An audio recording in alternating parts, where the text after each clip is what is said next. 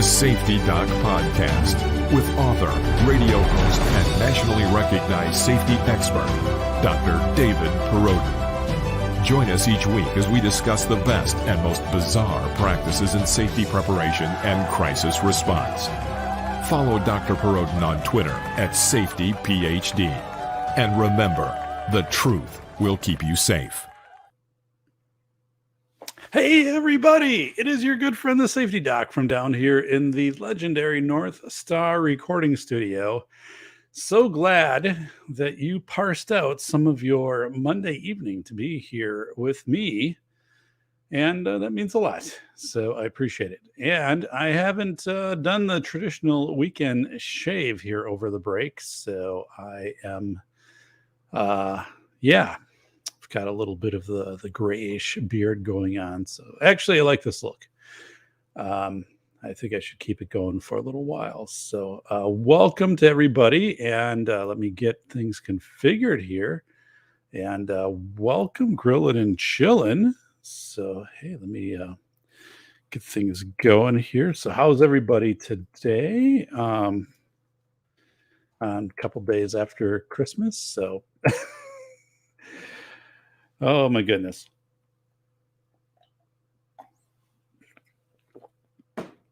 All right. Hydration is the name of the game. So, so we had snow overnight and about, 4 or 5 inches of snow. So this morning I was out with my snowblower, cleaning out the neighborhood. So actually I love doing that. It's an awesome, awesome piece of equipment, right? I've had the snowblower maybe like 12 years. And just shoveling sucked before that. And now it's just fun to fire up the snowblower. So my neighbor who works for the county was driving snowplow for 16 hours straight. So I cleaned out his driveway. And then somebody from his house came out and they're like, I am his cousin's niece or whatever, and thank you for plowing out the drive. I'm like, I've never seen you before, but okay. No problem. I know, if I was gone, he would do this for me. Not that big of a deal. And so we're supposed to be in the 20s in the next few days. So it's important to get the snow off so it doesn't freeze up. Thankfully, we have a flat driveway. So it's not that big of a deal if I have to salt or anything like that. But my parents up north, they have a pretty a 30-degree angle on their driveway, concrete driveway going up. So that thing gets slippery, man. You're in trouble. So let me do a shout out here to Vanessa, to Man Against the Masses, Robert River Harrison, our good friend with Zero Weight Oil, Swamp Dog Armory. Of course, thank you, Swampy. Might be coming in a little hot on the mic here, but let me know. I think I've got my headphones on, but the thing is, it's only as good as how I have it turned on for volume, but it's pretty good. YouTube goes in and levels it anyway. It's a good friend, Grillin' and Chillin' Mojo. Thank you so much, Jim McIntosh. Sass Too Many. Good evening, all. Good evening, Sast. Sast, who was on the show, I believe, three weeks ago. So, thank you, everybody, for being here. Appreciate it greatly. So, a few updates. I am at 1,079 followers for the channel, or I guess subscribers. And welcome to Andrew.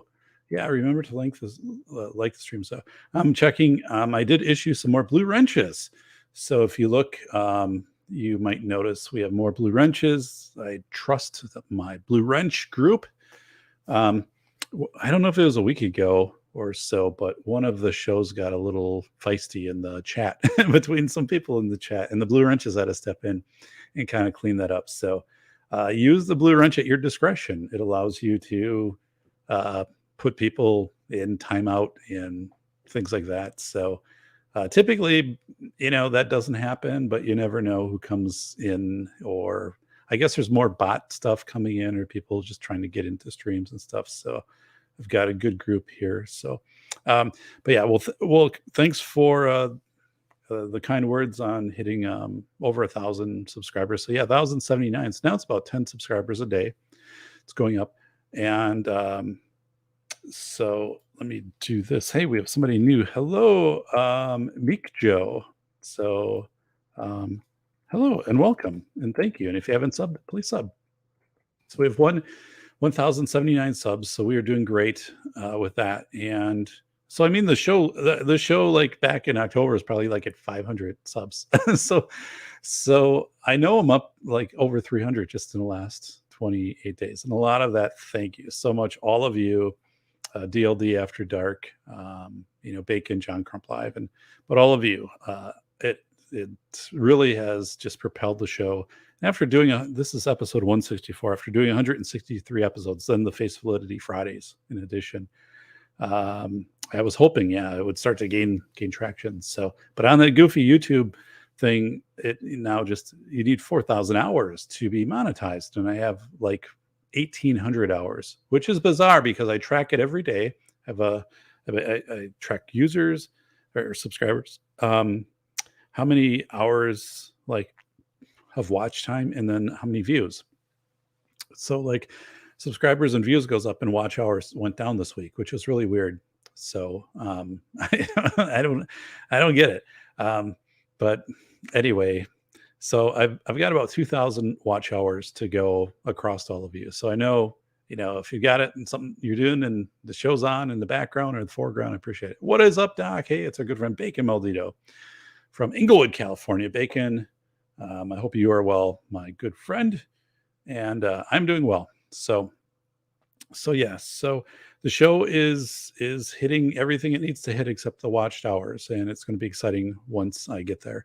Today was a big day for me because I needed to submit the final first proof of my book to the publisher. So what a proof is, and I actually recorded. I went in and recorded like all of the stuff from the website because I have to log in, and then chapters of the book come up and there's notes from the publisher and things like that. So I made a recording of everything just so I could reference it later. Then I want to do a show on this too. Like I want to cut the pieces out and say, this is what it actually looks like when you have to proof a book.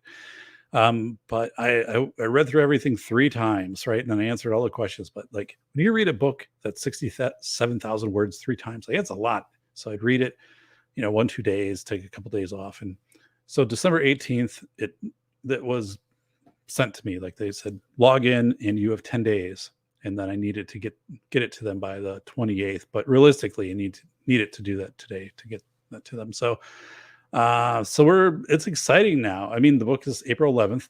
That's it's funny because everything's already public. It's all out there. So if I do internet searches, like the book shows up in a lot of places, bookstores already, stuff like that. But we had some issues on laying out graphics because I had graphics built especially for the trim, like they could be made large on a whole page and things like that. So, but anyway, I'm going to go through what that process is of when you proof a book, because there's nothing to do with proofreading. And so, yeah, fingers crossed that I get a good email tomorrow morning of like, hey, Dr. Proden, this looks good or whatever. We can go and right away to second proof, or I don't know. Usually now there's like 2 proofs and then it'll probably go right to publication. So, but anyway, like I'm thrilled because it's another step in something that is obviously going to happen. We had at Christmas, the family gatherings. I was surprised how many people were just interested in the book. Like I didn't have the book out. I didn't have the covers out. I didn't have anything. I didn't talk about it. And people are just asking me like, what's going, tell us about the book. And so I'm going in and well here, and, I interviewed these people and I wrote about this. And, it's just one of those things like it's pretty rare to know people that write books, right? I didn't know anybody who wrote a book until the last couple of years. So when you write a book, I mean, it's, people have a high interest in that, what do you have to do for your publisher and stuff like that. So it was cool. And yeah, I'm now gathering, I have a spreadsheet. So I'm gathering the postal addresses of people that will get inscribed copies from me. And then I'm also having a stamp made. I had a stamp made for my first book, School of Errors, but it was really big. And it was kind of hard to use. Like if I was at an author event, like it was impossible to use it there and line everything up. I don't want to ruin somebody's book. Like, right, somebody who's purchased a book hands it to you, and then you like stamp it, your thing sideways on it. But I'm having a new stamp made, and I think it's going to be. It kind of looks like the embossed thing. If you go to like the hell is it, a bank? You know what I'm talking about, like a notary public. It kind of looks like that, although it's not like compressed in the paper, and it's done in blue, so it matches the cover. But anyway, it's something I'm going to stamp with, and as I sign, and I sign all my books with my Mont Blanc pen, which is right here. It's the most expensive pen I've ever owned in my life. So this is a multi-$100 pen right here that I received because I bought it after School of Airs. So I won this at an auction. My friend is a pen connoisseur, and this is a Mont Blanc, and he wanted me to go with the fountain pen. I'm like, it's too sophisticated. But so when I ordered ink for this thing, it arrived in a very formal box and like a thank you and congratulations, you own one of the best pens in the world. It is a great pen, and like the ink never fades, and it's just really nice. But this pen like always stays here. And if I'm at an author event, like I never let this thing out of my sight. But it is well worth it. And it's kind of like a little reward for being a publisher for myself. No one bought that for me.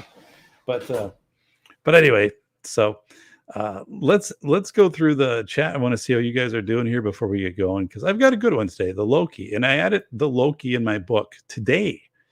I added one sentence about the Loki. And it was a perfect spot. It was about the Danes and this whole thing of Hygge, Hygge, although they pronounce it Hygge. I think it's Hygge, but it's about this mindset of like surrounding yourself with comfortable stuff. And I was able to get like one sentence in there about the Loki, which is a god of chaos, because I wanted to be able to refer to it and say that was in my book. So it fit perfectly. So let me go over here to the chat before we get going. Hey, look at this. Gosh darn Safety Doc posting his own show. Yes, if you can subscribe. It's ironic because like at this point, subscribership, while I appreciate all of you, is like Google just ignores that. They're like, we are not giving you any more watch hours, Doc. Not until you shave. And I'm like, I'm not going to, because this kind of looks good. I like this.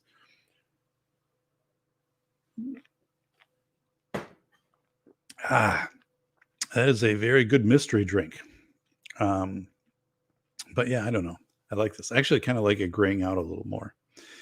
But yeah. So Vanessa says, hey, I'm doing great. You're doing good. Thank you. I want you to be doing great. I made it through another video.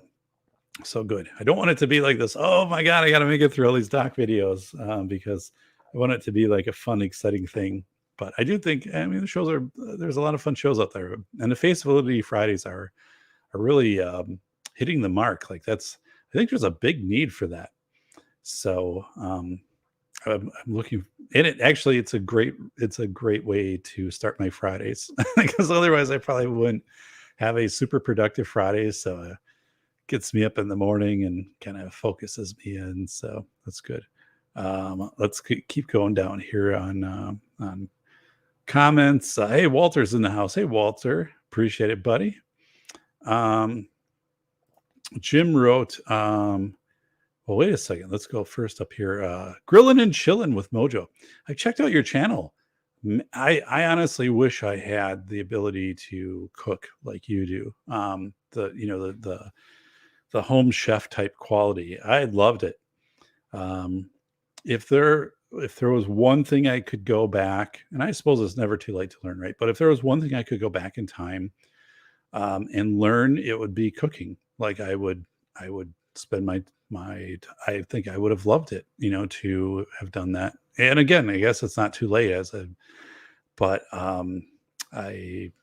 anyway, your channel rocks. Like I saw, you got a nice setup there where you got the camera and then the guest on the side stuff. So it's really good.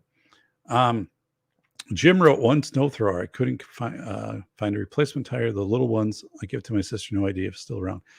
So yeah, I have what the hell, a Toro snow blower, and then so I can change the chute from up above, and it's not like a real big one, but it's not a small one either. It's kind of like a medium. And I always run True Fuel in it that I buy at Home Depot.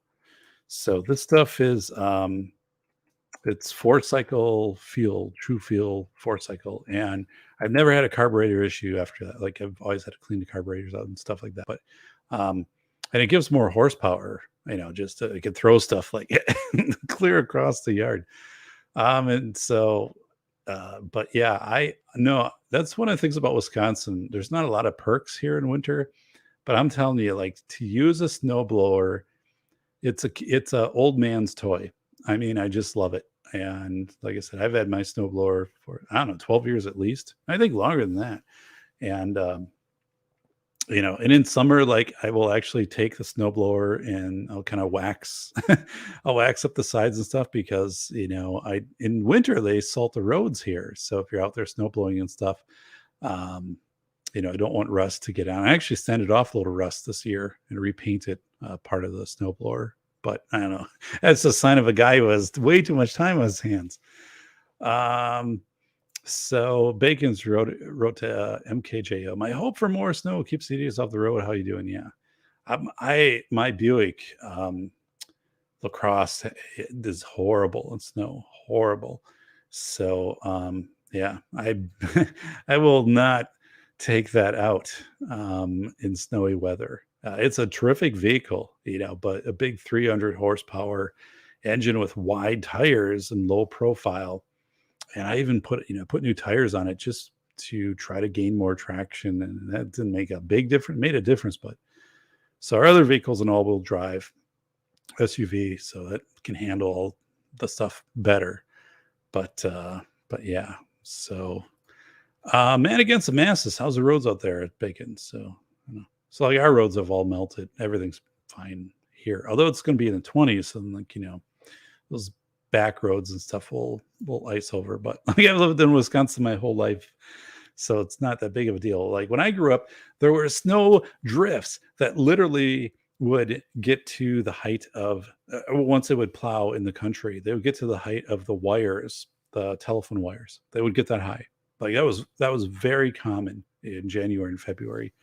Going out to my friends' places and the snow would drift, and then also the plows and stuff would get the snow up. So I don't know, what, 25, 30, 35 feet. I mean, I'm not exaggerating. That was the way that it was. And, I was just conditioned to drive in, snow. I've had snow and cold and ice and stuff like that. And I've kind of lost that a little bit, even though, I've never left Wisconsin, but my God, I'm thinking back then, I'm like, how in the world did we do it with those rear wheel drive Pontiac Bonnevilles and stuff like that.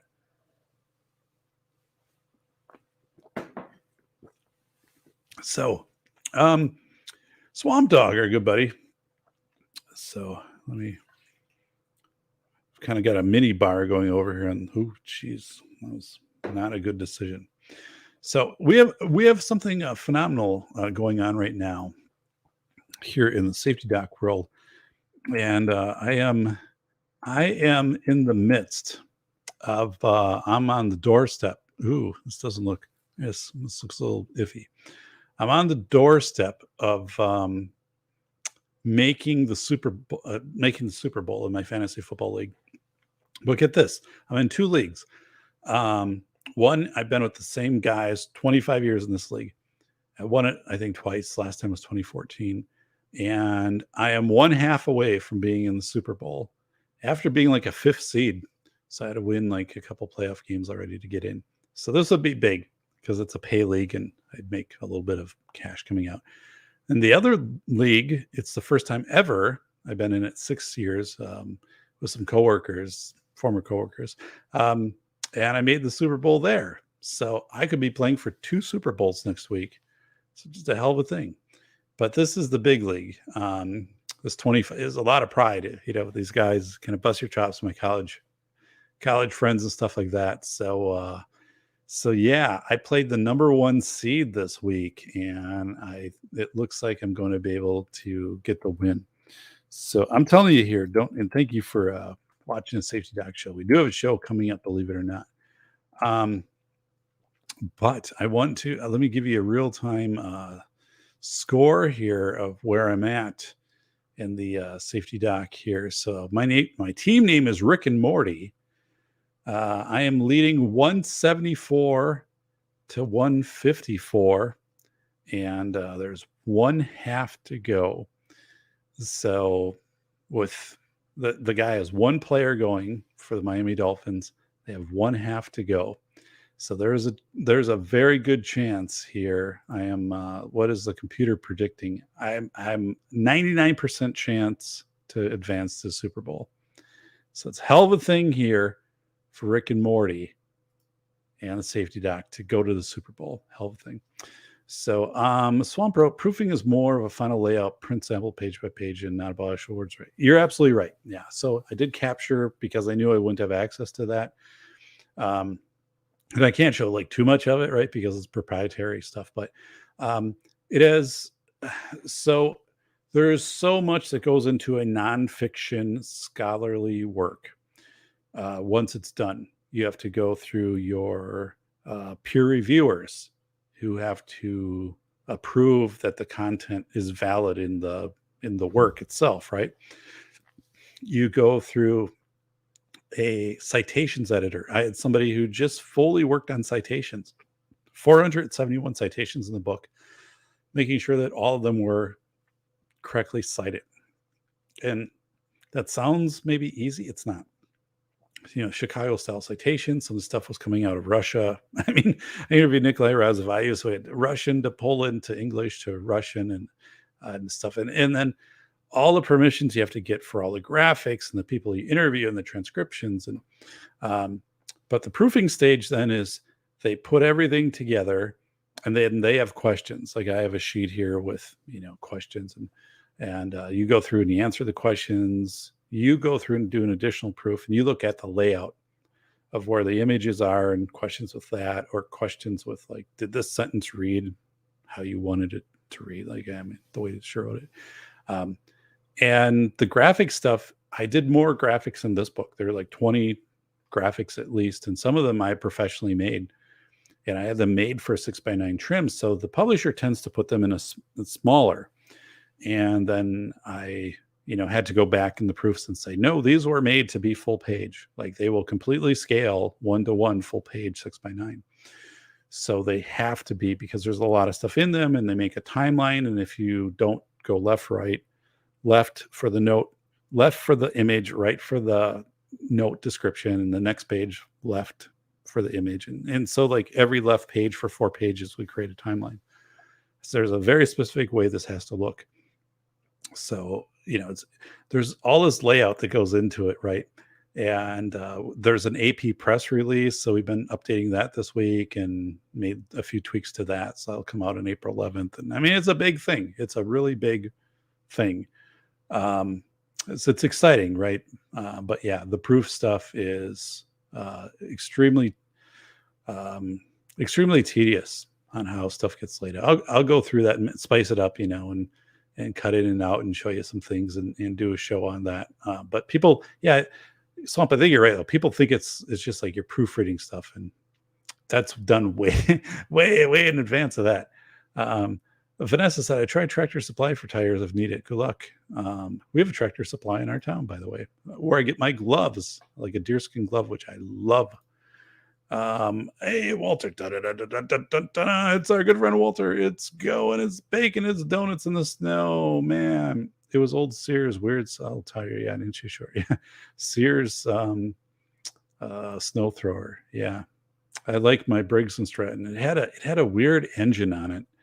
It was a couple of years I did this Tecumseh, I don't know. So I had to rebuild the carb and some other stuff. But once I did that, then it was fine. But it's just really, I forget what the hell the name of the engine was that they did on this thing. I personally think they made them better back then. Like I think the one I have now with the rebuild is really good. I wouldn't want to get rid of it. But it has a really strange kind of short run engine. So Mary Omicron Delta's gift to you. No kidding. We had relatives who were supposed to come up to our place for Christmas, and they contacted us and said, oh, we all tested positive. So I'm like, so we have a lot of food now. And we kind of did this brunch thing. So we have a hell of a lot of pancakes up in the fridge, like a lot of pancakes. I'm not a big pancakes guy, but apparently that's where things are going for this week. The mass is not as gnarly as last night was. So Bacon, I thought your show last Friday or something got pretty wild, man. But send me an email when you can. Did you win something on my channel? I need your what? Oh, to Walter. Okay. I'm like, did I win something on Swamp Dog's channel? Because Swampy had like $1,000 rifle or something. I'm like, yeah, I won it, Swamp. Send it my way. So, but yeah. That's cool. You should get an email this week too, man. Well, good job. Swampy is going to take off. That guy's got great content. He's a student of social media, understanding this. So yeah, Heige. Walter wrote, Swamp Dog, I don't recall winning on your channel. So you won on DLDs. Bacon, I think winter of 86, 87, Tacoma 8, 10 inches of snow. Wow. You look more like a cartoon version with a light beard. So yeah, it's funny because up in the corner, see, it says the safety dock up there in the little box. And then I actually have right there. So that is a cartoon of me that was made by RJ Jones. And RJ like has just disappeared. Like he made that a couple of years ago. So it's in my Twitter account. So that is a safety dock cartoon. So, but yeah, this logo was made by Larry Roberts, like, I don't know, 4 or 5 years ago. That's kind of vintage. And because it's on everything and it's easy to recognize, I just kind of stick with that. So Larry's a good guy. Swamp Dog, copy that. Thanks for the honesty. I'm always up for barters. So your shows are always great homework. Glad to watch. Thank you, Vanessa. Thank you very much. Media control Omicron, something makes an anagram. I saw that. Yeah. Oh my goodness. Man against the masses. So let me go through here. And then Swamp Dog, I actually enjoyed chopping, splitting firewood by hand. One of the only things I miss about living up north with the snow. Yeah, I do. I enjoy that. Yeah. So I've got a fire going right now, heat my house with wood.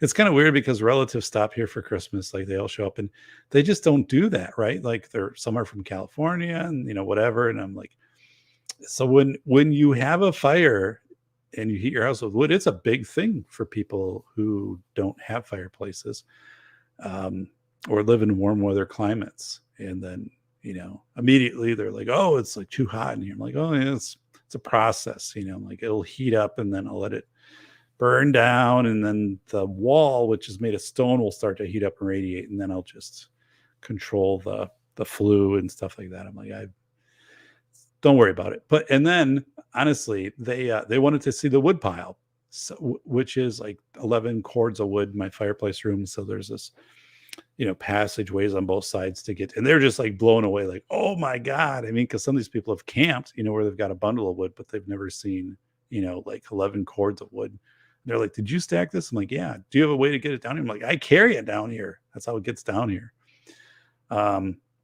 So yeah, it's just kind of funny, because, oh my goodness, well, what kind of wood is it? I'm like, it's oak. It's like, there's some red oak in here. And I said, there's a tree that fell in our house. And there's a little bit of birch just because I cut one down. But I'm like, yeah. Oh my God, this is, like they're taking pictures of it. Like I'll have to show people this. I'm like, you could actually run into this like full speed and this pile wouldn't fall over. I'm like, I crisscrossed everything. It's really good. Like, don't worry about it. You're good. So yeah, it was a big thing. Like we had relatives from California, like they were blown away by this. I'm like, well, I'm glad that you could see this. I'm not one to scam giveaways, but I'm great about not winning. So fair enough. So let's check. And then these are great. Jim McIntosh used to drive on glare ice in the early 90s, 1979 Caprice, no computer anywhere in the car. I miss it. Yeah, I had a confidence and I was successful. I only ditched my LeBaron once in the snow. And because I was trying to go through a drift too fast and it spun the car around. I wasn't hurt or anything. And their farmer like pulled me out for like $10. But I had my Duster was lightweight and that would slide a lot. That wasn't a good car on snow. But yeah. So, I mean, like I said, the vehicle we have now, our primary vehicle, that's the first all-wheel drive vehicle we've ever had, that SUV, first one. So I'm 50. First all-wheel drive vehicle we've had. Even though we live up in the snow. So, Robert, it's rumored zero weight oil gives your vehicle +2 rear-wheel drive traction. Zero weight oil is underrated. Like, in the future there'll be specials about zero weight oil, the magic of zero weight oil. So, Andrew's saying Hillary had a 99% chance. Yeah, I remember that. So, I love splitting wood. So, yeah, when you cut your own firewood, you warm yourself twice. I did a show. It's a podcast. You can go watch it, right? Stacking firewood. There's something cathartic about that. When I would have 10 cords of wood that I need to bring in the basement and then kind of figure out how I'm going to lay it out and then how I'm going to stack it, be able to rotate the new wood, old wood, stuff like that. I need to actually do a video on that sometime and then just like speed it up, right? But it is a cathartic process. You have to, each piece of wood, you're kind of figuring out how you put this jigsaw puzzle together of wood. And it takes days. And then finally it gets done. And it's this creation. And it's this start to end process. Like, we just don't have enough of those today. We don't have enough things where it's tangible. We get into it and then we're done with it and we can see a tangible result. Too much of this stuff is just theoretical, stuff like that. But if you're stacking wood, it's not. So, all right. So let's get into today's show. We're only 31 minutes in, but before we do that here, let's do a halftime update. Appreciate all of you very much. Appreciate the comments. Like, there've been a lot of comments in the shows. And that has been absolutely great. So yeah, I sincerely appreciate that. And I've been responding, or at least I've tried to respond to as many of your posts as possible. So we are at the half here. I'm one half away. The current score is 174.56 to 154.6. So I did lose minus 9.25 points by having Los Angeles as my defensive Chargers. But it's looking pretty good. So this guy would have to score 20 points here in the second half to defeat me. Otherwise, and he's first place. Otherwise, I'm head to the Super Bowl. Might happen yet during the show. I can't believe it, for God's sakes. I honestly can't believe it. So, Robert. So yeah, today's show is today's show is the Loki. So let me just put this up here. So right here.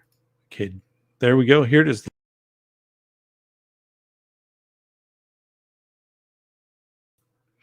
Okay, so the Loki is Norse god of chaos. And so kind of the running thing is that you blame the Loki. Oh, the Loki did it. It's kind of like a leprechaun, right? Oh, the leprechaun who like would fix your shoes at night. I guess the leprechaun did it or whatever. But in Norse mythology, the Loki was to blame for chaos, right? It was a god of chaos. If things, storms, crops went to hell, things like that. You blame the Loki. But there's a contemporary side to this. Right now, this whole thing of blaming the Loki. So let's just get familiar with that. What is blaming the Loki? Blaming the Loki is just this straw man argument of like, or blaming it on this, even though this really wasn't the cause of it. Maybe a secondary cause or something like that, but it wasn't the cause. So about Loki. So Loki, again, is a mythical Norse chaos god. You can Google, Loki. It kind of comes up like this god dressed like in green and stuff like that. But he's mischievous. He's a trickster. He's a shapeshifter. He's evil. But above all, he is responsible for chaos. So the thing is, the Loki, 1,000 years ago, if you're like blaming the Loki, it was a way to explain things away. Oh, the crops were bad, or we had a flood. It was the Loki's fault. The Loki did this, right? So it's a pretty easy way to move on with your life without really thinking about things and analyzing things. Oh, the Loki did it. So, yeah, the thing is, now we're in a scientific age where the low key obviously doesn't apply, at least as much, right? Um, so, what is happening right now as a contemporary low key, people are blaming the pandemic. The pandemic has become the low key, right? And they're saying, oh, because of the pandemic, we have store smash and grabs. People can't get what they need or what they want or whatever. So they've been denied. So the pandemic is causing this. It's the low key. The pandemic is causing the weather, the tornadoes in Kentucky, which were horrible, by the way, in Tennessee. And I know people down there, and I contacted them, and I was talking to them this week, and I'm like, how has the response been from the federal government and FEMA? They're like, pretty non-existent. I mean, which is, I'm not smiling about that, but I'm like, it's not anything different than what I've heard from Cajun Navy Relief and Katie Pachon and Cajun Navy Army and or Cajun Army, stuff like that. Is this wasn't going to happen? Like that's kind of a face validity Friday thing. Is like the U.S. should have maybe like out of Fort Bragg, for example, because Fort Bragg does the Robin Sage trainings where they train you for if you're encountering hostile or distressed civilian populations, how to respond, how to navigate with them to kind of restore control over the situation. We should have a standing kind of national, I don't know, this is my opinion. I think we should have a standing national response force of 2,000 people, like military and specialized training, maybe out like Fort Bragg, and then they are dispatched. I mean, maybe like a FEMA operation. I don't know. FEMA's pretty messed up, but when stuff like this happens, and they go down for 30 days or 21 days, and they stabilize the situation, whatever they can, and but this whole thing of like, because again, I talk to people who live there, who literally live 8 miles away from the path of the tornado. They're like, yeah, there's nothing. There are civic groups coming in and helping out and things like that. But as far as like a national federal response, forget it. Not happening.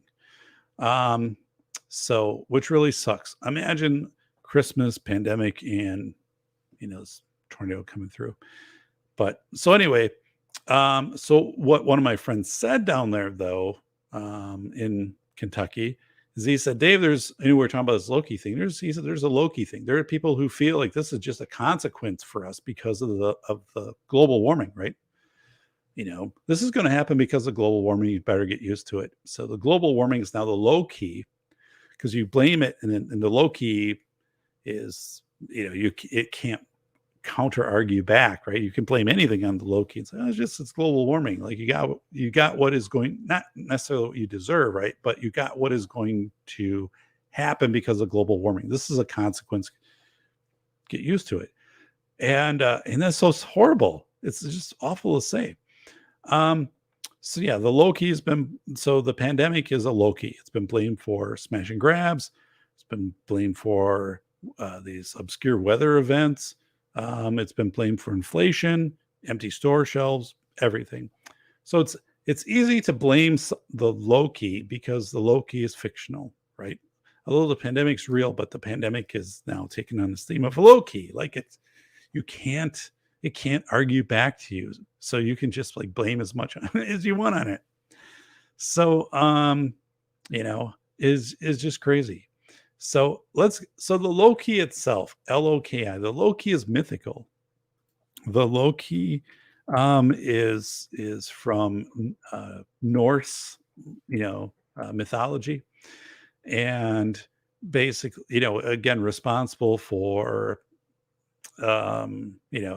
trickery, evil, negative things happening or whatever. So it was, this basically things you couldn't explain that were negative, you could assign to the Loki. So that's where it comes out of. But again, it has this contemporary thing. And people that do this, right? And so this is why it's important with my book, The Velocity of Information, things like that. And that for all of you, like that, people that do this, don't let people blame the Loki. Like you've got to take responsibility and accountability. You can't just say, oh, it's a scapegoat, or it's this, and then it's just, you just dismiss it. You take no responsibility. And it's like, you can't do that. Welcome, Shelley Rogers. Welcome. You can't do that. You can't let people do that. It's so much of an easy pass to be a low-key blamer. So yeah, that's what people are doing now. So yeah, pandemic. Oh, I can't find a job, or the hours aren't what I want, or the job isn't what I want, or yeah, the stuff is out of stock. It's the pandemic and things. Well, so you can't do this. Like, you shouldn't do this. It's bad. I think it's just a weakness. Again, you could see it 1,000 years ago when we didn't have really as much of a scientific method, and people are like, I don't know, crops pissed it out, so low key. And then you just moved on. Like, it was one of those things that once you assigned it to the low key, then you just moved on, and then you did what you had to do. And now people just dwell in this, right? They just dwell in this excuse zone, and then they add more things to the excuse and more things to the excuse.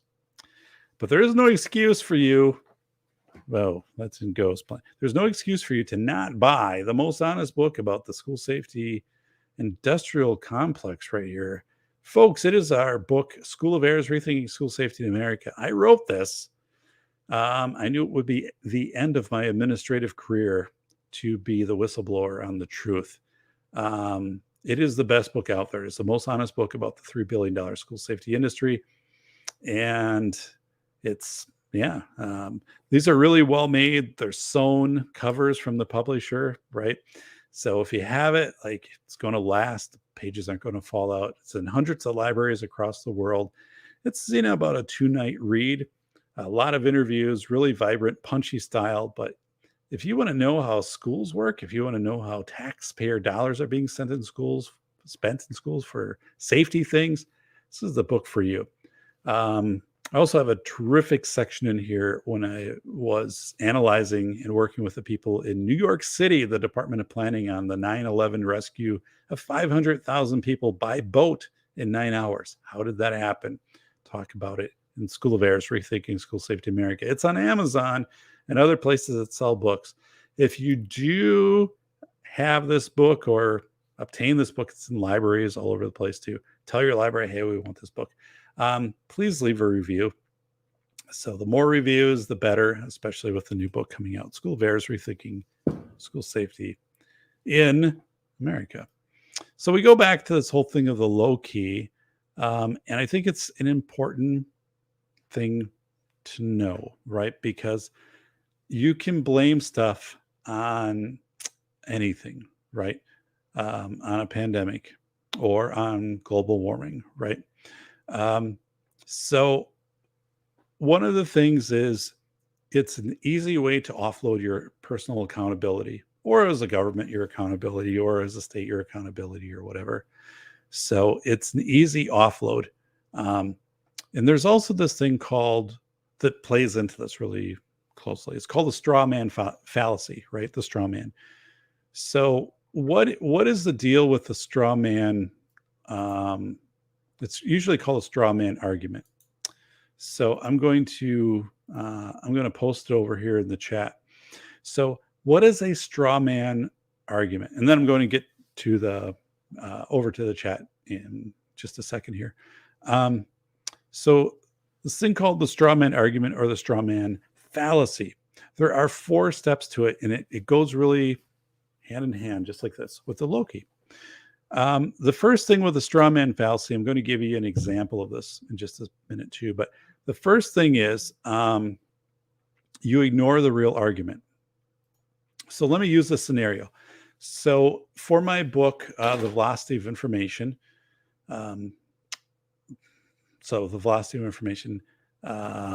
Kevin Dalton wrote an endorsement for it, running for mayoral position with the city of Los Angeles, 2022. One of the things that he wrote about was, he's like, if you're jacketless, right, we can give you a jacket, and now the problem is solved. If you're homeless and we give you a home, that doesn't solve the issues of homelessness, which is having to do with income and possibly substance abuse treatment and all these other things that go with it, mental health. So let's look at a straw man fallacy, and let's just take this, what's happened out in Los Angeles, for example. Ignoring the real argument. So let's say it's homelessness. So the straw man argument, so that's the first part. You ignore the argument. Homelessness, no, we don't have a homelessness problem. Second, we're going to create a pretend problem. The pretend problem is we don't have enough micro houses. We don't have enough of these tiny 10 by 8 houses that we can put on some lot and people can live in. That's the problem. We don't have that. If we have that, then people have a house and then they're no longer homeless and we have no homeless issue. The third is you defeat the pretend argument, which is happening in Los Angeles right now. They're creating these little tiny 8 by 10 homes on a trailer or whatever and put them out in these areas and put people in. So they have like a community bathroom and whatever. And they're saying, now we've solved it. We've solved homelessness.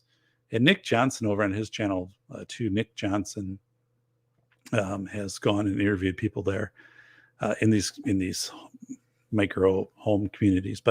And then you claim victory over that argument. Oh, we defeated homelessness because now we have these micro 8 by 10 homes which people are in. And you're like, well, okay, right. But you haven't, it's a straw man argument. Instead of tackling the issue of homelessness, you've just said we're going to do these micro homes.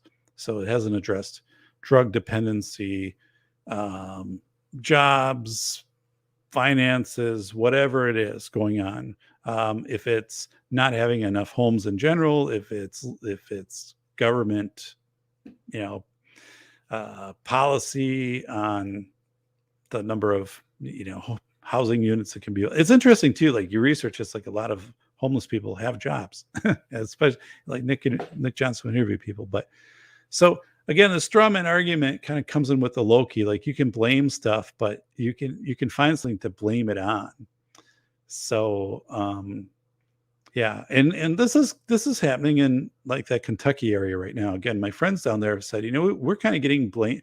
What's happening now is there's blame being placed on the building codes of saying, oh, people should have required storm shelters or basements, and then we wouldn't have this issue, I guess, of fatality. Well, you still have issues of damage, right? Like you still, I guess, like that kind of contributes, but that is a straw man fallacy of saying the real argument here is, well, things like this happen, right? Like storms that could happen anywhere. It's more about then how you have to have your state and federal response to this to support people.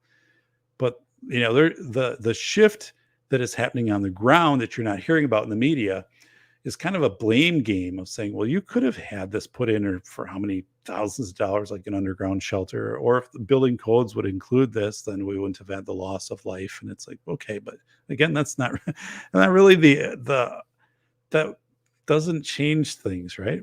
It's not the argument. So, and then, you can defeat that by passing legislation of saying, hey, everybody here is required now to have an in-ground storm shelter. And claim victory. We've defeated, tornadoes. So it's just weird. So let's go over to the Shelley Rogers, Nick Johnson. I love Nick Johnson. I absolutely do. So isn't it cool like that we have YouTube? I'm just like so amazed every day of the gift of YouTube and the professional creators and how they create, they make this content, they come up with this and they commit their lives to it or just gift it and they're not beholden to corporate advertisers. Yeah. I mean, a lot of them monetizing their channels. In my book, I had Juan Brown, who has 300,000 YouTube subscribers, but Juan sent me an email and said he actually has 3,000 Patreon followers who subscribe monthly. I don't know what they pay, but so that's what supports him going up in his plane and doing his other things. But I'm like, holy smokes, man, that's pretty cool. But look at what Juan contributes. I mean, for the Orville Dam, my God, the guy was worth millions to what he prompted in action and knowledge and things like that. So,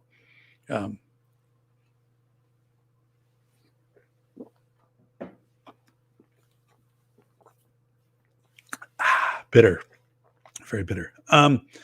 So True Fuel. Okay, a little bro, two-stroke. Yep, I've got a two-stroke leaf blower. So I keep my gas on different sides of the garage, so so hopefully never mix them up. That would be bad. So Swamp Dog said, I actually enjoyed chopping and splitting firewood by hand. One of the only things I miss about living on Earth. So, yeah, true. For this, but I appreciate it. So, all right, here we go. Jim wrote, my folks have an older GMC Envoy showing its age, but still good in snow. Yeah. We have 3 months of the year here where we have snow, and then because it gets cold, it doesn't. They can plow it off the roads, but the roads are still snow covered because it's 20 degrees or 0 degrees, or sometimes, usually like early February, you'll get like 2 weeks, or it'll be like minus 20. And at that time, like, it doesn't matter. It just doesn't go away. Front wheel drive cars will perform best in snow driving in reverse. I didn't know that, Walter. So, yeah, I love my lacrosse, but my lacrosse is not made for snow or ice. Absolutely not. I will not go out with that car in those conditions.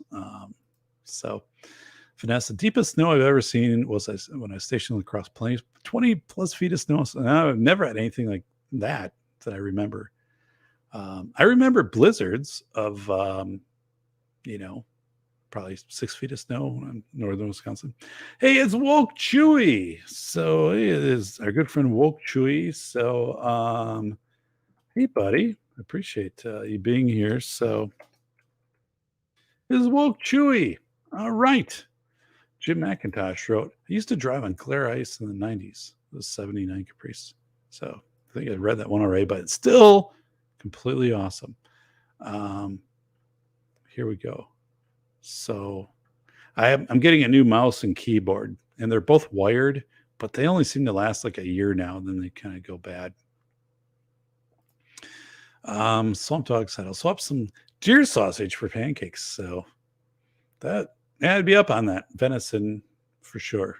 Like, I have so many pancakes right now. Cold pancakes. Yeah, I've done that.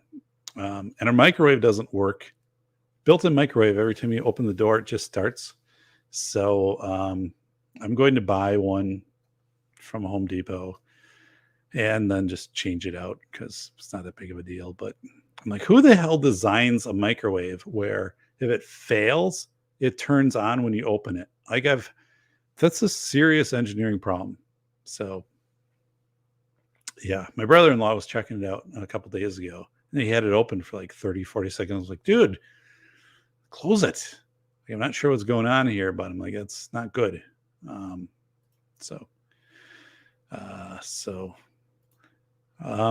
Swamp Dog Armory wrote to a man against the masses. That's the email I was referring to. You'll be getting tracking this week. So, all right, Swamp's sending something out.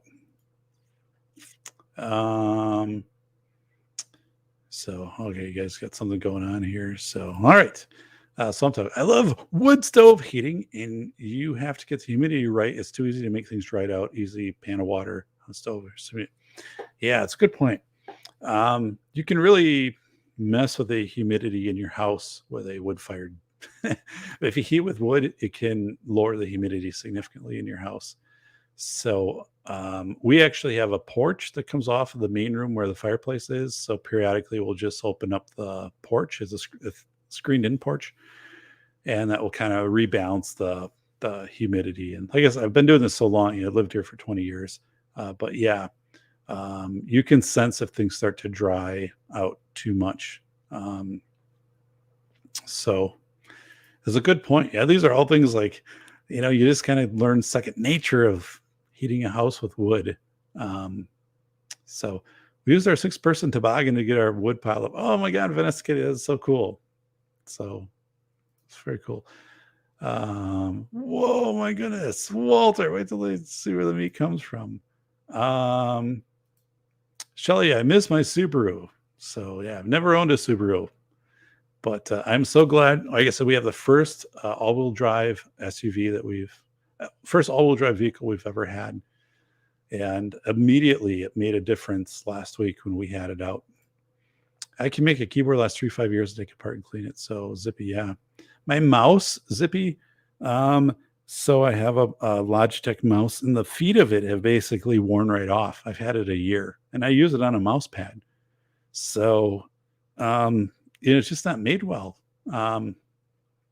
Yeah, so I have to get another one because it's just, I'm like, what in the world is going on? Yeah, the feet have just, it's not very abrasive or anything. So, but yeah, I seem to get about a year right now out of a keyboard, and they're all like plug-in keyboard too. So, sounds like sensors on the board are bad. Yeah, I mean for what it costs for a mouse, I'm not going to deal with it. But yeah, we've had a laptop which we had some buttons go out, and I was able to fix that with like zip ties, like cutting up little pieces of plastic and stuff like that. It's still working well. I've had the same keyboard since too. That's Andrew. Good job, buddy. Yeah, I kind of wish I would have had some of that old school stuff, kept some of the wired keyboards and things. So, yeah, I mean, you look at that, like a lot of that stuff never goes bad. CRT monitors, phone screens, stuff like that. Bacon wrote, got a Panasonic, get a Panasonic microwave. Doc, I've had mine for 6 years and works flawlessly. So yeah, I used to have this Amana radar range, which was this huge thing. It used to be really heavy back in college, and like the first place I lived. That thing was awesome, but took up like a huge amount of counter space. So yeah, we have a GE built in, and I don't know, just we bought all the appliances at the same time, maybe like 10 years ago. Everything else is working, but yeah. So I'm just like the hell with it. Like I'm going to wait till the holiday season is done. I don't want to get caught up in that mess. And I'll just go. I looked online. I know the one, it would match what we have. Like we have stainless steel appliances. So, and it's easy to put in. It just actually has a plug on it. So it's not that big of a deal, but it's a pain in the ass. And I'm like, why would you make a microwave so when it fails, the moment you open the door, it turns on? EMF radiation generator. So, and we don't use it that much either, but it's a Vanessa, cast iron pot on top of wood burning stove helps humidity, keep water in your favorite popper. Yeah. Yep. So, and our house, also isn't airtight, which is good. Like by design, we had steel siding put on. We had the house wrapped in, that whatever the hell house wrap stuff back about 10 years ago. So it's more energy efficient. This house isn't very costly to heat because it's a ranch and it's well insulated, but we do have enough airflow in and out. And things hold up pretty well, like with humidity and stuff like that. Plus where the bathrooms are, we obviously get humidity from showers, even though you can vent things. And our good friend Sast, one too many, who drove an Isuzu Impreza, says in a Vera full-size USB 2.0 right-hand wired optical mouse lasts me for well, you have to email it to me. So yeah, I'm using my Logitech, which this was, even when I got this like new, and by the way, like one of them I bought new and I snipped the cord off because it was packaged. It was really weird. Like to open it up, like they had the cord right at the top of the package, and I was like, what the hell? So all-wheel drive, front-wheel drive. So I love all-wheel drive. Replacement feet stickers are a thing. Yeah. I don't know. And I think the sides of it are kind of going to hell too, like the rubberized sides. It's just not made that well. And I don't. The safety jack types a lot. I do type a lot. Yeah, I do. So for what it would cost, just on the keyboard and the mouse, yeah. But you're right. Like it would be good if it just lasted. Shelly wrote, I accidentally got coffee on my work PC. Even with the USB keyboard, it keeps on glitching out. Yikes. Sorry about that, Shelly. So Zippy wrote, I had to replace cart monitors more than the flat screens. Oh, Zippy, no. Hey, it's Bolo. It's a good friend, Bolo. Bolo, I am at 1,800 hours. So keep watching, Bolo. Please, buddy. And Get this. I've shared, like I track every day, and I have it written down, my hours, and I've lost hours in the last week. Like I've lost 50 hours. So, yeah, I gain 50 subs and I lose 50 hours. So I said, this is Sisyphus. There are definite forces working against this show. I don't know if it's the topics I cover or stuff like that, because somebody told me a couple weeks ago, go into DuckDuckGo and you'll find out that a lot of your stuff, Doc, isn't showing up. So I went in there and it says underneath, like, it's censored. Like, what the hell? Like that, articles, things like that. So I found an article where I had a tweet that was quoted in this article. You know, they take tweets, and it never showed up in Google search, but it showed up in DuckDuckGo. So, yeah. Zippy wrote, my flat screen 43-inch. I got used. It's still going strong. Yeah. Awesome, buddy. We still have the original. We still have a flat screen TV upstairs that's about a dozen years old. Samsung. I don't know, like a 40-inch maybe, man. Yeah. So I got a main TV. It works well. I mean, we'll only upgrade it when it dies. Shelly wrote, basically I should clean my house while I wait to get the keyboard replaced. So, Zippy, last year it broke down and got an RGB keyboard, $70, and the keys are removable. Holy smokes, I didn't even know that was a thing. So, yeah, I got to look down my keyboard here.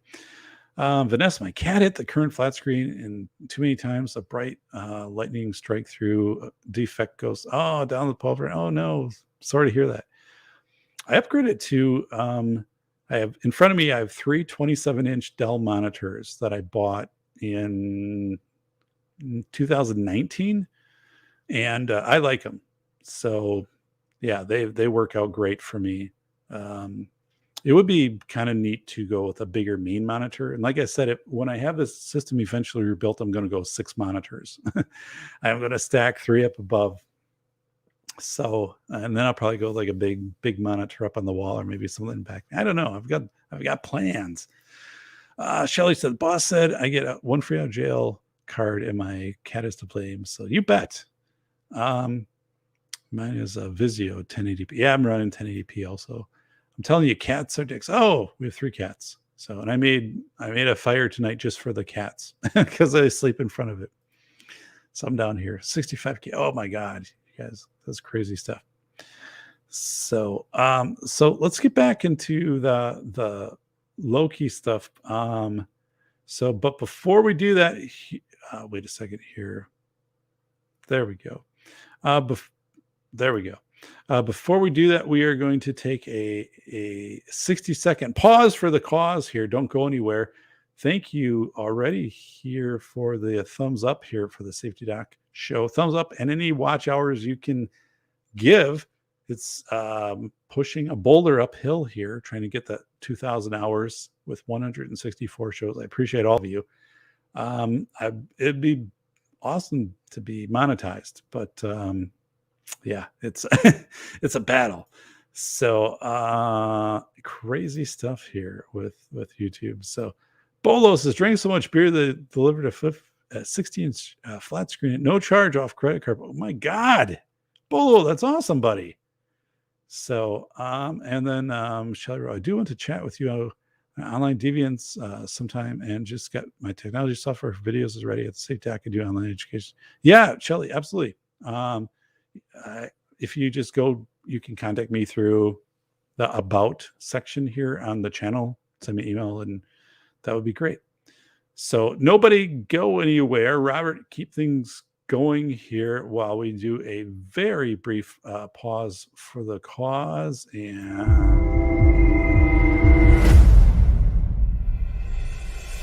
a must-read for parents, teachers, and taxpayers.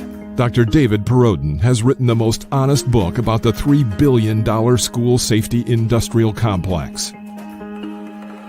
Attorney James Sibley proclaims, a brave demonstration of speaking truth to power. School of Errors rips the lid off the billion-dollar school safety industry.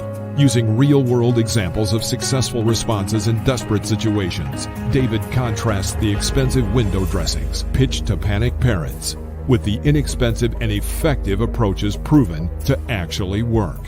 Read this book before you let your school waste another precious dollar on meaningless safety theater. Buy the international bestseller, School of Errors, Rethinking School Safety in America, now at Barnes & Noble or Amazon. Wow, look at that. Perfect timing. All right. So hopefully that was damn compelling to buy that book. My book. So let me do a quick update for all of you at home here who are wanting an update on my on my chances here for the possible Super Bowl appearance for the safety doc. Let's go here and I am now leading 174 to 163. The dude has a receiving touchdown. Oh no. But it's still 99%, so I'm still in there. I lead by 11. It's a close one. I don't know. Man, I am pretty nervous, so I'll keep you posted. This is the first place team, 12-2. I was 7-7. I had a win last week and win this week to get in. So be a hell of a thing to be in the Super Bowl. I'm already in one Super Bowl, but this is the league of 25 years.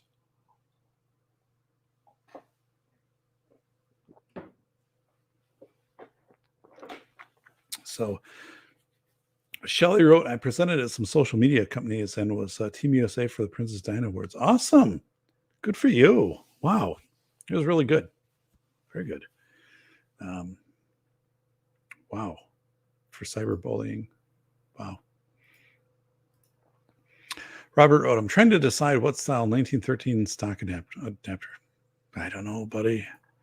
A book is coming this weekend, hardcover. Hey, I'm really excited to hear that. So my book, The Velocity of Information, Vanessa has ordered it. So, and a cool thing too, Vanessa. So if you are a Seinfeld fan, I don't know if you are or you are not, but if you are,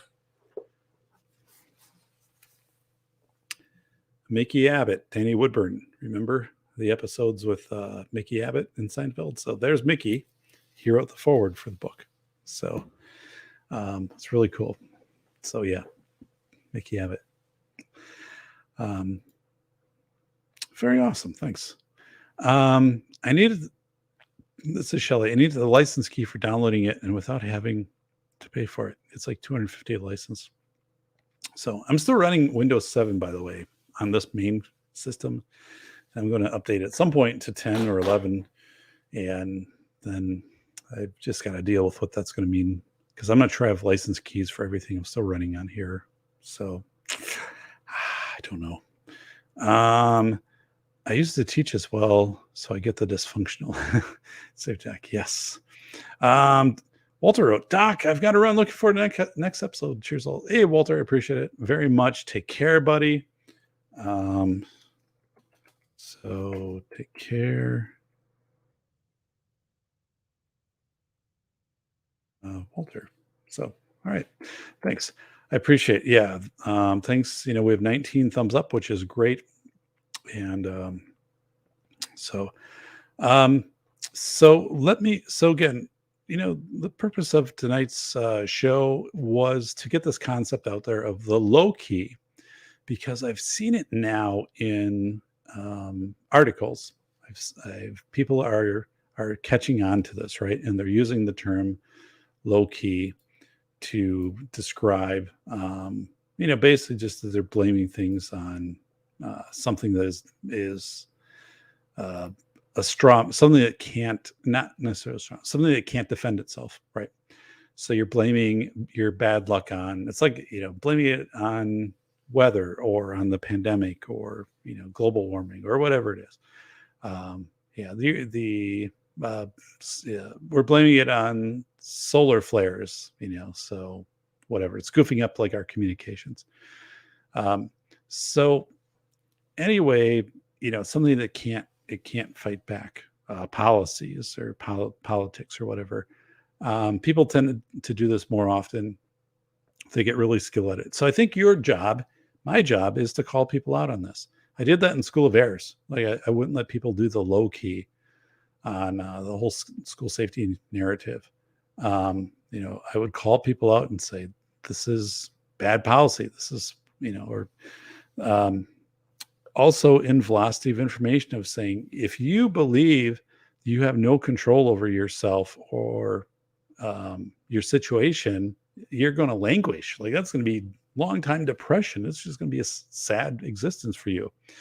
So like that is, that's not going to get you anywhere. It's not going to be transitory. It's not going to move you forward. So the low-key mentality is extremely defeating. And you need to recognize when it happens to yourself, if you feel like you're blaming others or blaming, big situations or stuff like that. And you need to observe it in people who are trying to kind of use this, with you, that they are simply, it's their excuse, right? They're doing this. So anyway, the whole Loki thing is just really, it's one of those terms, right? I didn't know about a Loki until the last couple months. I mean, I started to read articles. I'm like, what is a Loki? I didn't know about that. So I start to use it more. Loki. So, hey, Vanessa said, I'm talking about video editing software called Camtasia. Found a license key. So I have Camtasia. I have Camtasia 8 and 9. So that's what I use to edit anything that I produce. So I like it, actually. It's pretty old school, but I like Camtasia. So, hey, Shelly, so that's cool. Every once in a while, I do shows which I pre-release or do premieres on. So there's 60 minutes. So there's some variety. So people who like the shorter shows can go in and get those. So, but yeah. So like, what are you guys like blaming your bad luck on? Or have you seen people around you, like either employers or family members who just kind of like wash their hands of things? Oh, well, that's the policy, or that's the thing, or it's the global warming, or it's the pandemic. And have you seen that? And then how do you respond to that?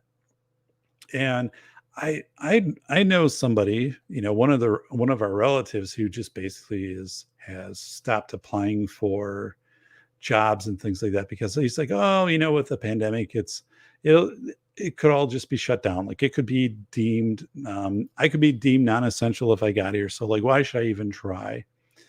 And I'm like, well, dude, like that's a Loki mentality, right? You're just blaming you're saying the pandemic is the reason I'm not going to go out and apply for a job, because I could just be deemed non-essential. So this darn pandemic.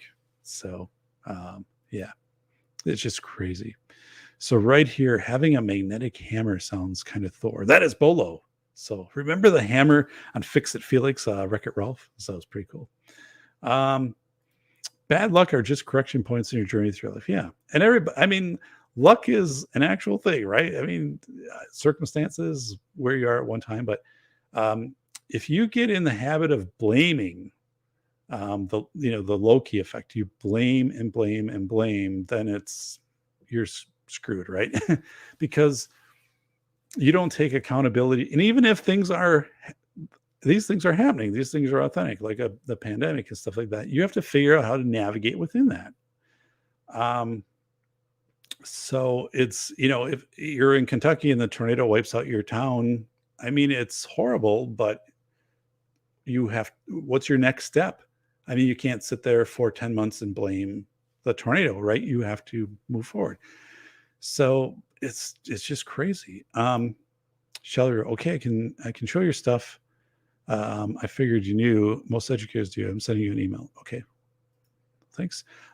Swamp said, I got to head out as well, but y'all be good. Don't forget to hit the like and share button. We can bump with the wash hours. Thank you, Swamp Dog Armory.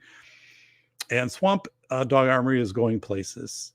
Really meticulous, really has this thought out on what he's going to do. Plus, he's such a specialty area too in like talking about how to like process, your own, deer meats, things like that. And it's just a good guy. Like he's really a student of, I think, the algorithms, and good, genuine person. So his channel is going to fly. He's going to take off, which I'm happy for. That's another thing. Like if you're genuinely happy for other people, that shows. Like I have some of my acquaintances, I guess friends, like they're genuinely happy for like me or other friends and things that happen. And you get other people who are just like kind of like bitter, resentful, like, oh, like, yeah, you got a new vehicle. Well, whatever, it doesn't have this or it doesn't that, or it doesn't. I'm like, well, okay. You live on a hill. It's too windy. I'm like, well, okay, you don't have to live here. But I am just amazed at people who, have just take this personality, this positionality of, if you're happy, then it either is a slight onto them, or they need to do something to bring you down. So it's one of those two.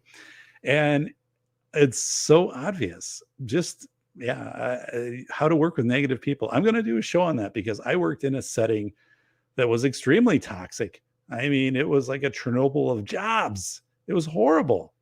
And I didn't realize it when I was in it, right? Until I got out of it. And then I was like able to forensically look at it and say, God, that was a horrible job. That was really bad for me on so many levels. And, the infighting amongst people, just the organization was real bizarre.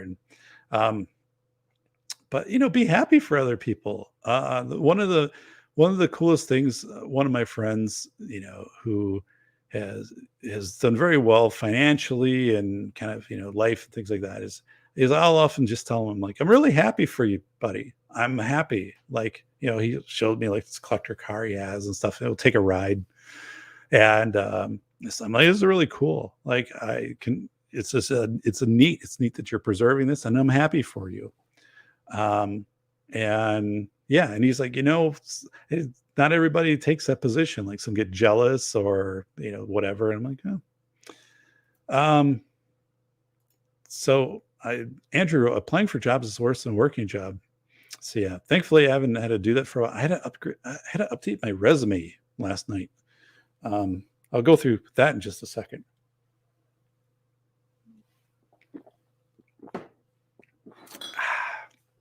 So yeah, I am applying. Well, I'm not really applying for a position.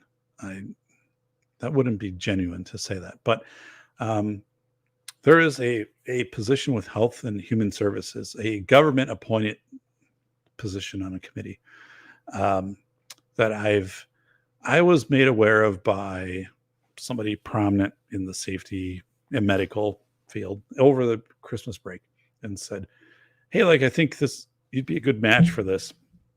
And it's like it's an appointed position. Like, I wouldn't have to leave my town or anything, but I'd be working like it'd be federal government. And so I had to update my resume last night, and I left a few things out. I'm like, oh God, like, I haven't had to do this for a while.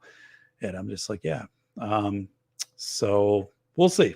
We'll see what happens with that. If anything develops, I'll let more out on that. But yeah. So again, it doesn't mean it's not like a job really or anything, but it would mean that I would be like a federal appointee in some kind of a disaster chaos management thing. So I don't know. I'm pretty sure I would have probably got it if I just would have known about the original deadline. I didn't even know it was out there. So, all right. Yeah, it was kind of funny. Bowler wrote, politeness is Canada's yoke. It's a poison, but it works. Yeah. I try to be polite. I actually had the person we bought our appliances from in summer, our washer dryer, sent me an email. He's like, you and your wife are just so polite. Like, I just want to say thank you. Like, I've done this job quite a few years, not a lot of people. So we were up in Superior, Duluth. We're in Duluth at Canal Park a couple of years ago, more than like 5-8 years ago with our kids. It had to be at least that long because we had a stroller for our youngest. And we ate at a Famous Dave's. And when we got done, like the the waiter said, like, you guys are just so nice. Like, I just have to tell you, like, you're nice. You're like, your kids are nice, just like the way, because like, and I'm like, this is just typical us. Like, he's like, oh God, like working this job, people come in, they get, they're short tempered, they're angry. And I was like, 5+ years ago. So I'm like, oh, I'm like, sorry. I'm like, sorry to hear that, because people shouldn't be that way. Yeah. How does one live without working and income is necessary, Vanessa? So yeah, it's a good question. So yeah, I'm kind of retired, so I've got that kind of hand. I don't know if you're asking me. So I'm sorry, Vanessa. Swamp Dog Armory, Wreck-It Ralph was awesome. The original Wreck-It Ralph was awesome. I agree. And the second one became politically correct. First one was awesome though. Oh God, that was a good movie. I saw it in the theater with my kids, because at that time they were young and into that type of stuff. So we all got to see it and get nachos and popcorn and the big sodas. And we have the DVD. I actually, get this, guys. I have the one and only Wreck-It Ralph right here. So yes, on my desk. So I have Wreck-It Ralph. That was a good movie. It was really, really well done. Vanessa wrote, just stand at a red light and collect cash. So yeah, like on Friday Face Validity. What was that? What city were they doing that? Okay, sent you an email. Don't read it. Here, just read it later. Gotcha. So, oh my goodness, it is Viban Kalash, Sister 9 on the line. I don't know if this is this. So this is where my blue wrenches need to figure out what's going on with this, because this to me looks like spam.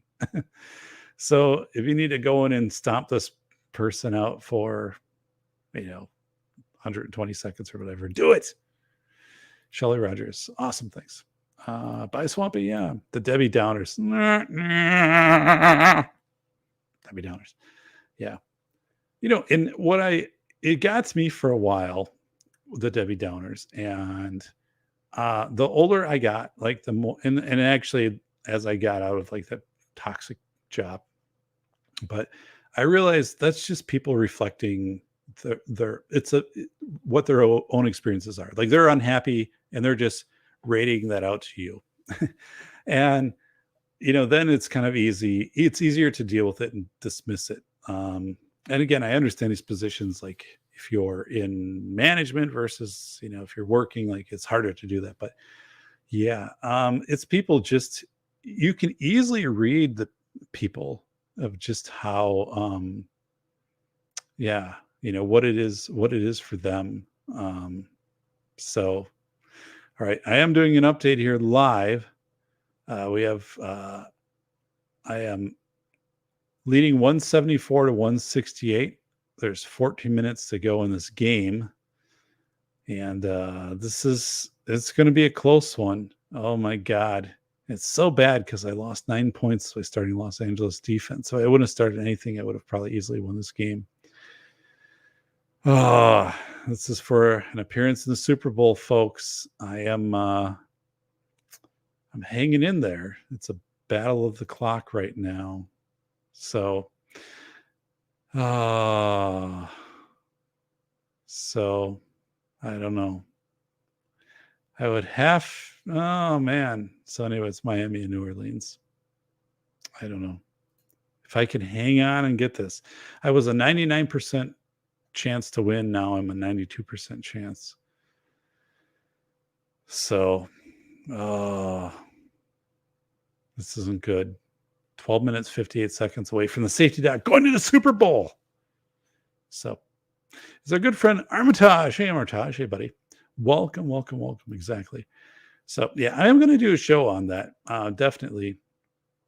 But of how to interface with negative people, because it really was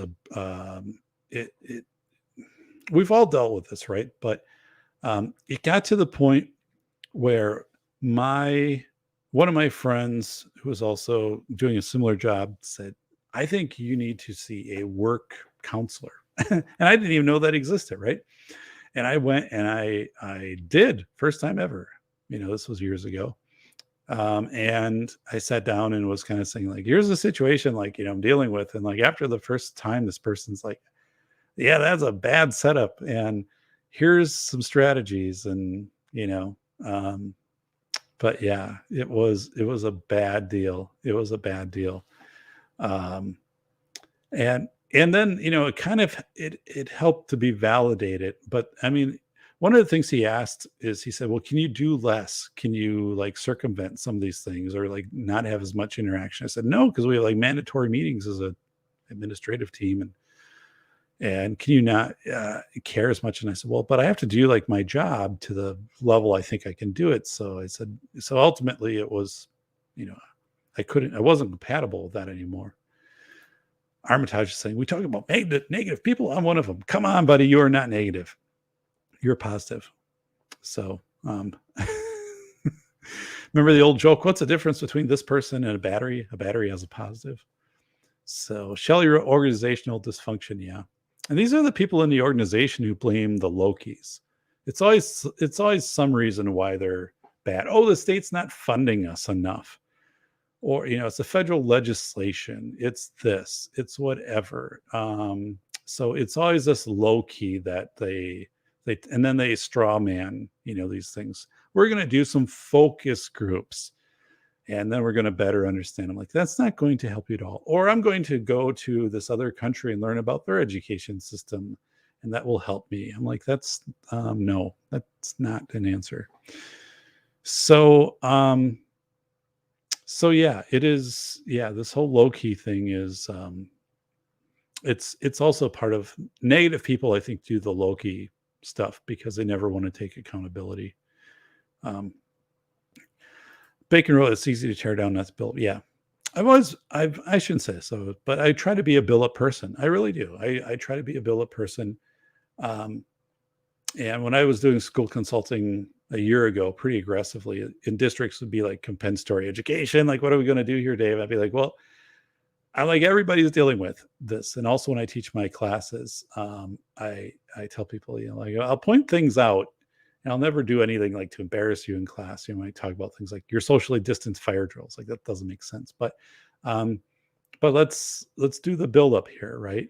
Because I've been there too, like all of us have, and we're just not going to be those people. We're just not going to be the tear down people. But yeah, I do have that. I do have people even kind of close in the family that kind of do that. And the thing is, like, just don't do that. Like I know what you're trying to do. Like, I'm not stealing anybody's thunder or anything like that. Don't be a tear down person. Be a build up person. Just be a good person. Like today, I could obviously see that my neighbor's driveway the snowplow went through. Things were plowed in. His garbage cans were like out there. They were all kind of plowed in. And I know the guy works for the county now as a snowplow driver this time of year. So I'm like, he's probably not around. So I'm like, I'll just clean out his driveway. Like, no big deal. It's like right next to mine. And this guy would, if I said, hey, could you come over, help me move some furniture? Or like, can I borrow your like, lawnmower? So he'd be like, yeah.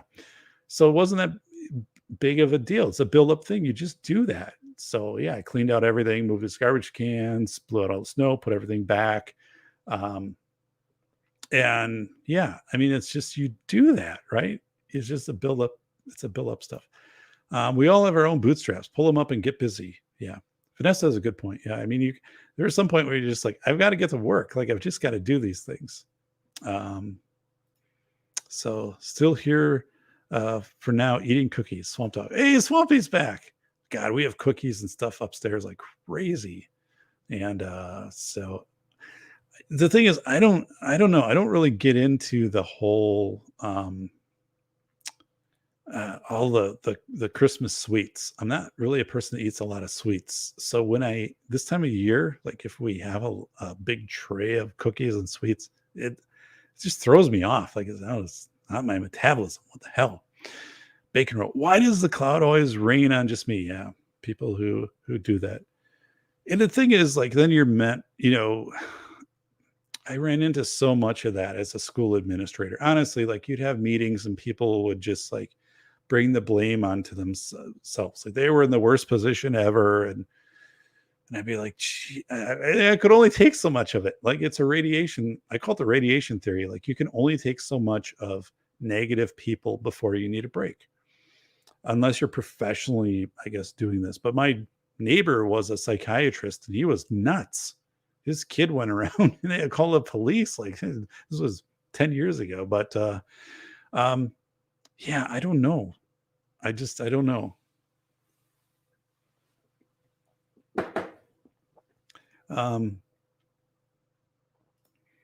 Shelley wrote, in the professional world, I think there's organizational learning and unlearning, either internally or external factors. Yeah, and there's just nasty people. Not to dismiss people, but I mean, there are just some people who are completely nasty and negative, and who have to know that they are purposely undermining you or trying to make people feel bad. I don't know. Again, the older I get for that, and the fact that I'm out of that setting gives me more tolerance against it, I guess I would say. I don't know. I don't know. Don't even want to think about it. Shelley wrote, the layoffs, firings, internal unlearning, and person leaves the organization on unintentional unlearning. So I wrote about this in Shelley in my book, School of Errors, Rethinking School Safety in America. Big section in there about institutional knowledge, legacy knowledge, and how we're losing that across all industries, but especially in schools, where we used to have people who would be there for years. And now they are there for a year. So all this knowledge that was imparted within them walks out the door with them. So it's institutional knowledge. So you have these institutions which really they're not grounded anymore. So Swamp Dog, hey, you drop 2 bottles, both break, but one breaks into a pile of useless glass, one breaks into a particularly good shiv. Armitage, whoa, Armitage, what in the world, buddy? Glass, all right. Since both broken bottles are technically also garbage. That is funny. It's our good friend WizDivision Productions. Welcome to WizDivision. My mother always said, if you ain't got nothing nice to say, then you don't have anything to say at all. So, which is right. Sometimes the best thing to say is nothing. It's just to leave the discussion or excuse yourself from it. Yeah. I've learned that. It's I don't know, man. It's a weird setup. Like, I think now the older I get, like I've just curated my life to have fewer of those people around. Some of them are there by relation. But it's just like, just don't be that way. It's kind of funny. I was talking to some of my relatives, and I said, I have 3 friends who are billionaires with a B, billionaires, 3 friends who are billionaires.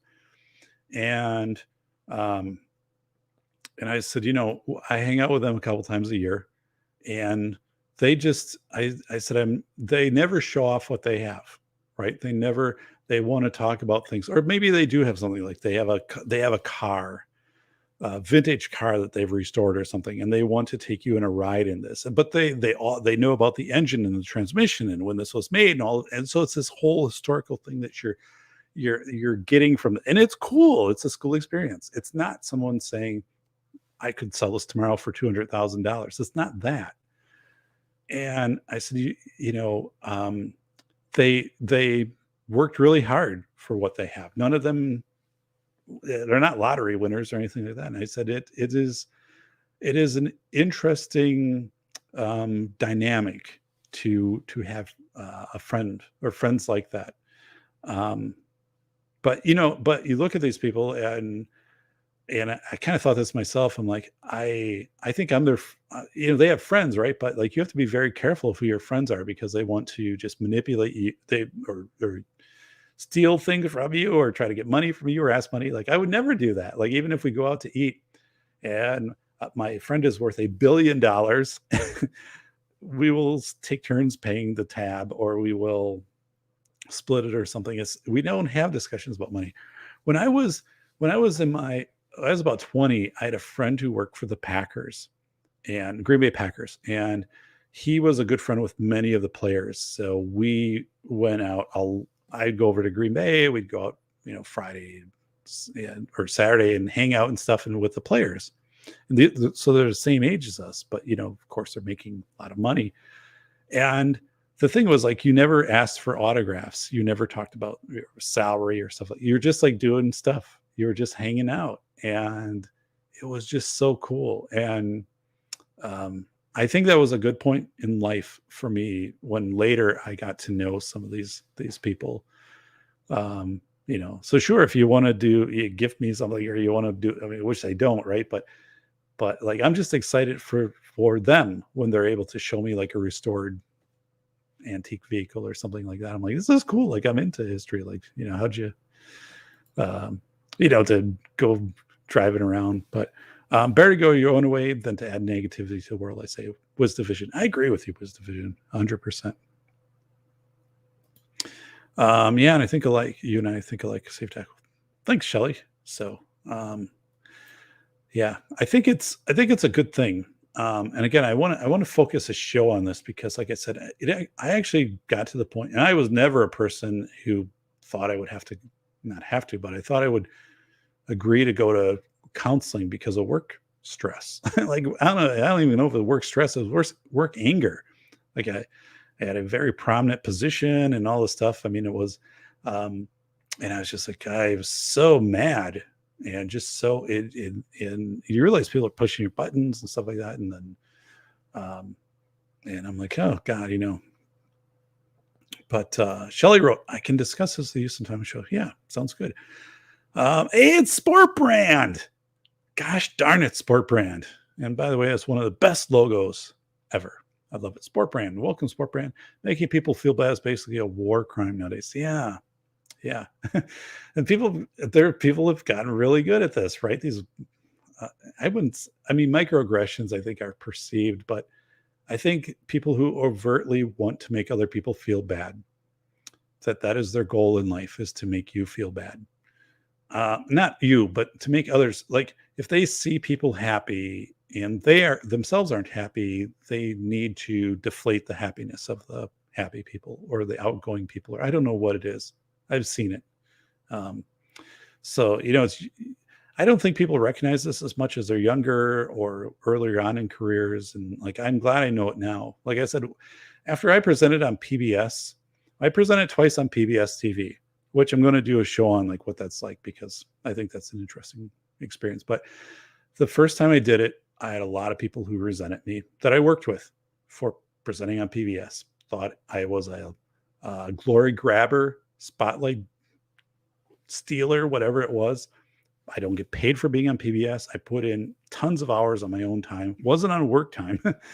There was no cash benefit out of presenting on PBS. It was for the public knowledge base and something I wanted to do. I was passionate about doing, about school security.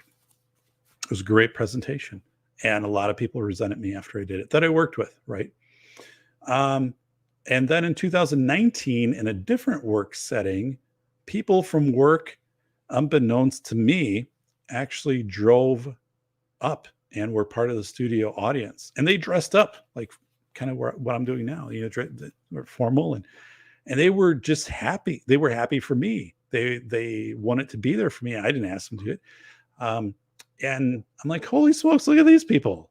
Like, they're awesome friends. They are friends. They're doing this because they're happy for me. They think this is cool. And so the difference, right, between 2013 and 2019 presenting on PBS, people are like, wow, you shouldn't be doing this. Like, too much limelight you're taking from us, versus other people said, oh my God, like, we work with you and we're just so happy. And like, God, it's good. Armitage wrote, I think they made a song about going your own way. It was pretty catchy. Yeah, no kidding. Go your own way. So, dun, dun, dun, dun. Go your own way. Dun, dun, dun, dun.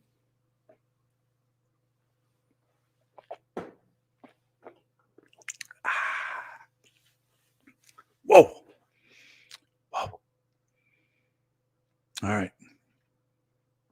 So, folks, a little update here. We are 8 minutes and 5 seconds away from the safety dock heading to the Super Bowl. So, I don't know. Fingers crossed. So, wow, this will be big. Bolo, no is a bad word in a fantasy land. Yeah. At Wiz Division Productions, Swamp Dog Armory, you can call it Another Lonely Day. Fleetwood Mac. Armitage, that one, and Say That You Love Me struck me in the head a lot at work. So, Wiz Division. My mom said the same thing, mostly when siblings and I fought. Armitage, hold me when I say I'm lonely. Armitage. Oh, this is Swampy. Swamp Dog Armory. Thank you, buddy. Vanessa, Cry Me a River comes to mind for some native people. Yeah. I mean, people have bad days. And one thing Larry Lawton, America's biggest jewel thief, shared with me that stuck with me. So Dave, like, because he often, like, people said, oh, you're part of the Gambino family and, you did all these things, and they just dismiss him. They won't give him the time of day.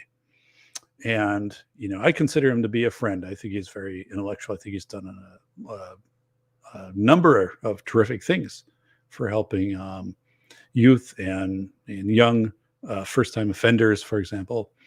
But, one thing Larry said is, would any of us want to be judged by our worst day and just be like, that's that person, like totally define them by their worst day? And I'd be like, I never thought of it. I'm like, no, but actually, like, if right, if you're Larry Lawton and you rob jewels and you go to court, you are judged by your worst day, I guess. But it was a good point, though. Like, all of us are going to have off days. We'll have days when the cylinders aren't hitting, and the reality is, yeah, I mean, there are sometimes you just also look at people and say they're out of character or whatever, and say they're having a rough time, a hard day. Like, it just, it's a pass for that. But people who perpetually, habitually use that's no good. Mask holes want to make the whole world feel bad. Yeah, no kidding, Sast. No kidding at all. Yeah. And it's funny too, because the older I get, like, I just it doesn't impact me. And I don't think people put as much energy into trying to bring, they'll go to somebody else that it's easier to bring down, but it's really weird. It's really bizarre. I don't know. Victimhood is being taught and accepted. Yeah. MKJO. It is true. Like, I think this mentality of you can be a victim of anything. You can be a victim of the pandemic. It's not your fault. You, whatever, have a student loan. You're a victim of a system that didn't inform you about student loans and interest, right? Like, I never get that argument. I don't get the argument when people, like, student loan now has been suspended until May or whatever. It's like, at some point you have to pay this back, right? And people say all this stuff and whatever. It's like, well, when you agreed to this, if you had to know there was interest, right? Like, even the most basic 1 hour of trying to figure this out would have told you that. Like, all of us have bought cars, I bought a house or whatever, but there's interest on things. So, I'm the victim of a system that is, or university systems preying on students who are going into social sciences. I don't know. You're right. But no cash benefit equals those moments you can say you did nothing and no one can touch you. So, yeah. It's funny. I mean, like I said, I really had a good time over the holidays when people were talking about my book, my family members, because I didn't talk about it. I wasn't going to say, hey, look at me, like, I'm writing a book, or it's coming out April 11th, and then 471 endnotes, and it's really this awesome book and all stuff. It is, like, I want people to know that, and likely I'll get some of them books, but they were the ones bringing it up and asking me questions and talking about it. Oh, like tell me about this interview or this whatever he did. So I saw my dad on Canadian PBS on a Leave No Trace show going to carry his torch. So that's cool, Bolo. Awesome. So I have a note of some different shows I want to put together. And one is what it was like to present twice on PBS before a live audience. And I'm one who doesn't get nervous presenting in big audiences. Never have. But I'm going to share the interworkings of how that starts, like 6 months before, and as you get closer, and actually on the day, and things that happen like nobody thinks. And actually, I can watch people on PBS now who present live, and I can point out things that they've done right or wrong. Like that. So I'm like, oh, they looked over their left shoulder, and like you're not supposed to do that because it screws up the way that the camera is shooting you. So like in post-production, when they re-edit that, they'll edit that out and they'll do like a straight on shot of you or up at the screen or whatever you're presenting. So like you get to learn all these things. But I'll tell you, it was one of the best things ever. And after the second time I presented in the live studio audience, we all went, not all of us, like you have to stay and answer questions, stuff like that. But there were a lot of people in the studio audience who approached me and they're like, hey, do you want to go out to a couple bars? And I'm like, sure. And they would just want to hang out with you because you've just been on national PBS. And so I had this group of like 15 people and we're all like going from bar to bar. And like, I'm not getting, drunk or anything like that. I mean, I'm responsible, but I'm like, grabbing a burger here, talking to people here, people were just like glad. They're like, oh, this guy, and then they introduce you, like you come into a place. This guy was just on PBS, for God's sakes. Just why everybody saw him tonight. And then that was a story too, where I couldn't find my car because I didn't know the parking ramps very well. So I did have a picture of like the area where it was. And then like, honestly, like people stayed that was their mission. They stayed with me until I found my vehicle. Because again, I was disoriented. It was night. It's not an area what I was used to. And I'm like, I don't know where my car is. And I had like an app actually, like I could have found it, but I didn't like totally have it set up. But they stayed with me. So, hey, Shelly Rogers, got to go. Take care. Thank you, Shelly, so much. Yeah, I look forward to reading your email. So, yeah, something be good, Shelly. Yeah, it's called being a cop. Sport brand. Yeah. Hey, Shelter in Paradise, welcome. Hey, that's a new logo for you. I like it. So, yeah. So let me get over here and all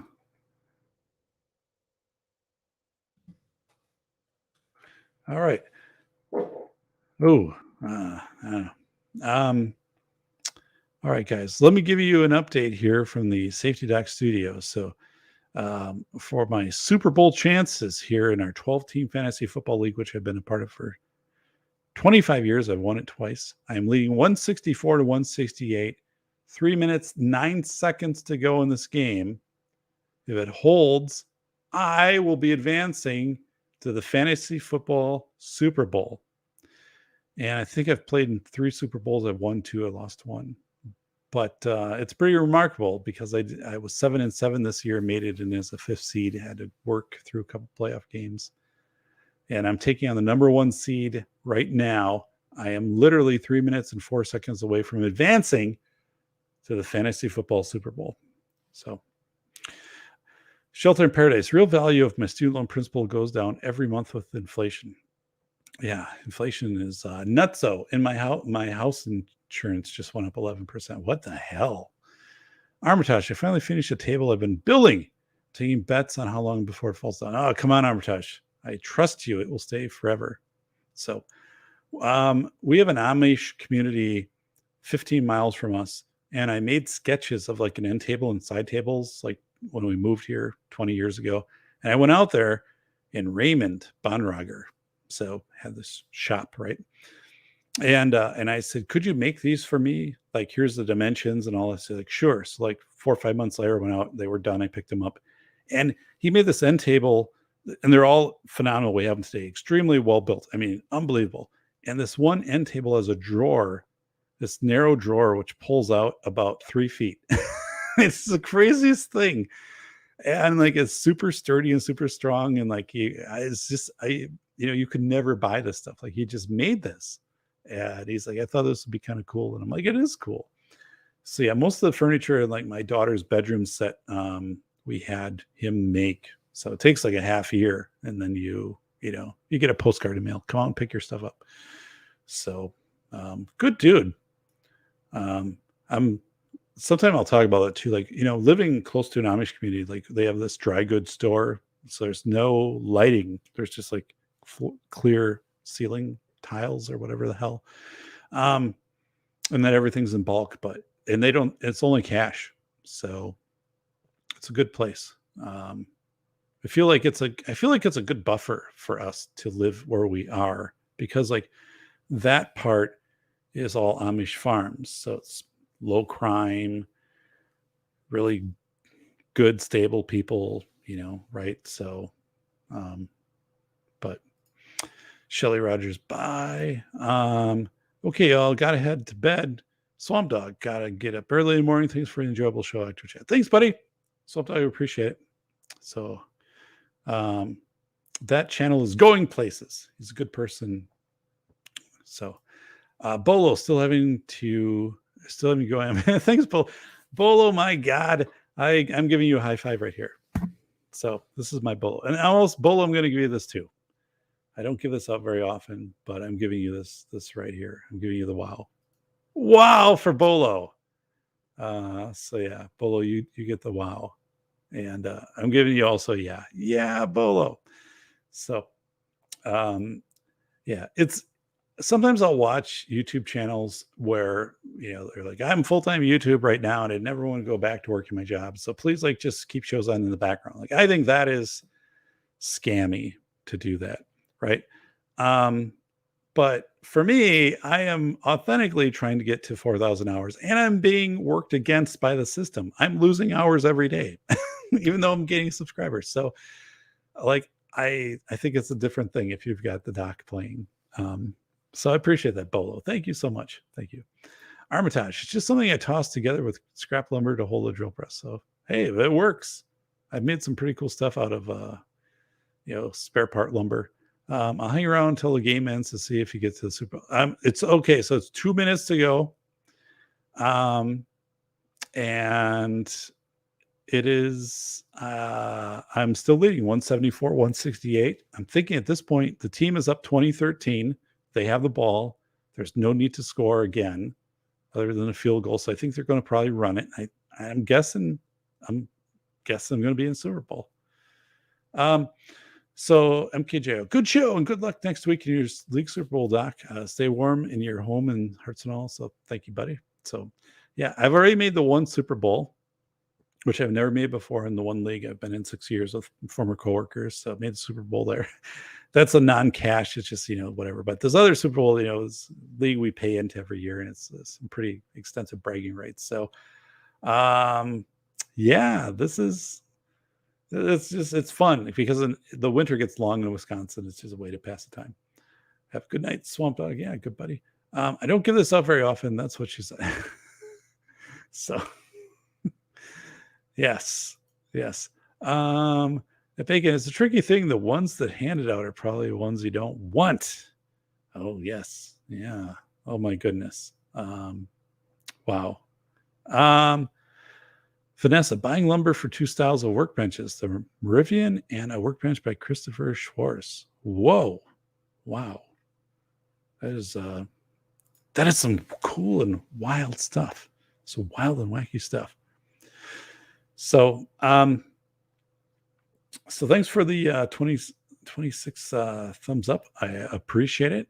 Also, I've been answering questions. So when you post questions to the show, or if I post, something up in a community forum, that's been going really well. So thank you so much. For those of you, this book has been $30 since the day it was released.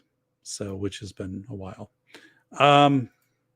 But it's well made, right? The corners aren't. This is the book I take everywhere with me when I do author events, and I teach, this is a university text. So this thing is like, there's no folds on the corners, nothing's, this is a well-made book and the content is awesome. This is the book I knew would end my administrative career because no one would hire you after you called out the craziness of the administrative standards and how they don't address school safety. But this is an awesome, awesome book. Hundreds of libraries across the world. It's thrilling for me to go in and to see where this appears, or someone who emails me and says, "Hey, this just came in our library in Squamish, British Columbia." You think about if you're a parent, teacher, if you know a teacher is a parent, taxpayer, and this is very keyed in on what is happening right now for pandemic safety. And I talked about it, I think, a week ago in this whole test to stay thing. The test to stay is a disaster that will never work in schools. It will never scale. So what's happening right now is school boards are meeting and they are saying, hey, we're going to go remote because if we had to do tests, we have to swab kids and we have to wait 15 minutes and this and that. And we have 30 kids in the classroom. We can't do it. We don't have the staff. We don't have the test stuff. They're not going to do it. So you're going to see a lot of schools go remote, and they're going to go remote because the CDC has changed their guidance, and schools need to show that they are calibrating to some system to make decisions. A lot of them are calibrating to the CDC. If the CDC says test to stay, schools are saying we can't do it. It's not, logistics don't work for us. They're going to go remote. And you're starting to see it right now. So, all right, a quick update, everybody. I am 1 minute and 4 seconds away from a Super Bowl appearance here for the Safety Doc. 1 minute and 4 seconds away. I am telling you, this is pretty damn incredible. 1 minute and 4 seconds away from a Super Bowl appearance, taking out the number 1 seed as the number 5 seed. So I'll keep you posted. Bolo says, "Hey, I'm a monk. She better be an nun if she's getting my 223. So, wow. Armitage, you're not wrong. 104 can be 10 minutes, laugh out loud. So, oh my goodness. Shelter in Paradise. That's some good stuff. So let me give you guys an update here. I think I have some breaking news. For you. So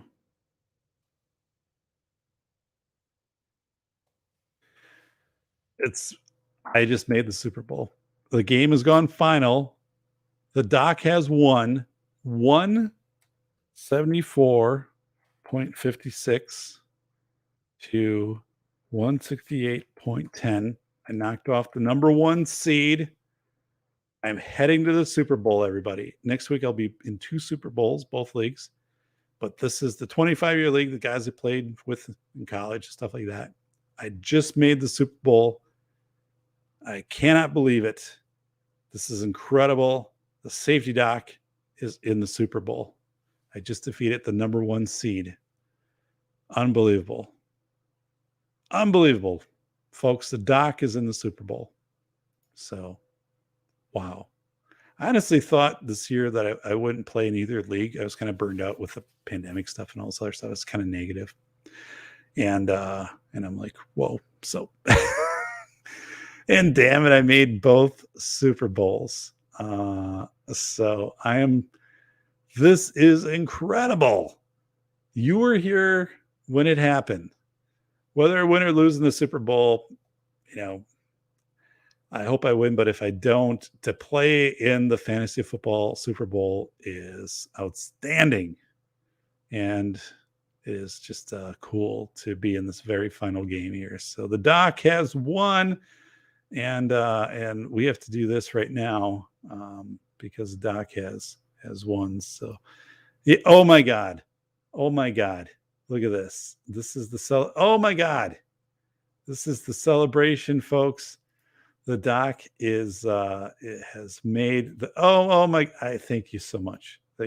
So this is more than amazing to be here, to be in the Super Bowl. I can't can't tell you what just how great this is for the doc to be in the Super Bowl. So wow, I am really, it's amazing. So let me try to find right here. Let me move this over here. So hang on just a second, and trying to find the correct overlay. So, I don't want filters. That's not good. I don't want distortions. I don't want avatars. Come on. I'm not there. Not into avatars. I'm not into this. I'm not in. Here's the thumbs up because I made the Super Bowl. We're not here. We're not there. Let me find it, folks. Well, look at this. Whoa, there it is again. Thank you so much. I'm thrilled to be in the Super Bowl. And now, all right. Whoa, there's music for the Super Bowl. There's some things. There's these wild cards for the Super Bowl. There's all these oh my God, there's tiny docs going through here for the Super Bowl. This is amazing. This is it's just amazing. Stars, fire on steam from the ears, Super Bowl stuff. Yeah, little snowflakes coming down here for Super Bowl. I am just, yeah, it's amazing stuff. So, I did find it here, but no, we got to get rid of this. Got to get rid of this stuff. So there we go. All right, folks. I have located it right here. So I am up on a Jumbotron right now, speaking to everybody. This is just a big moment. So thank you so much, everybody. This making the Super Bowl. I appreciate it.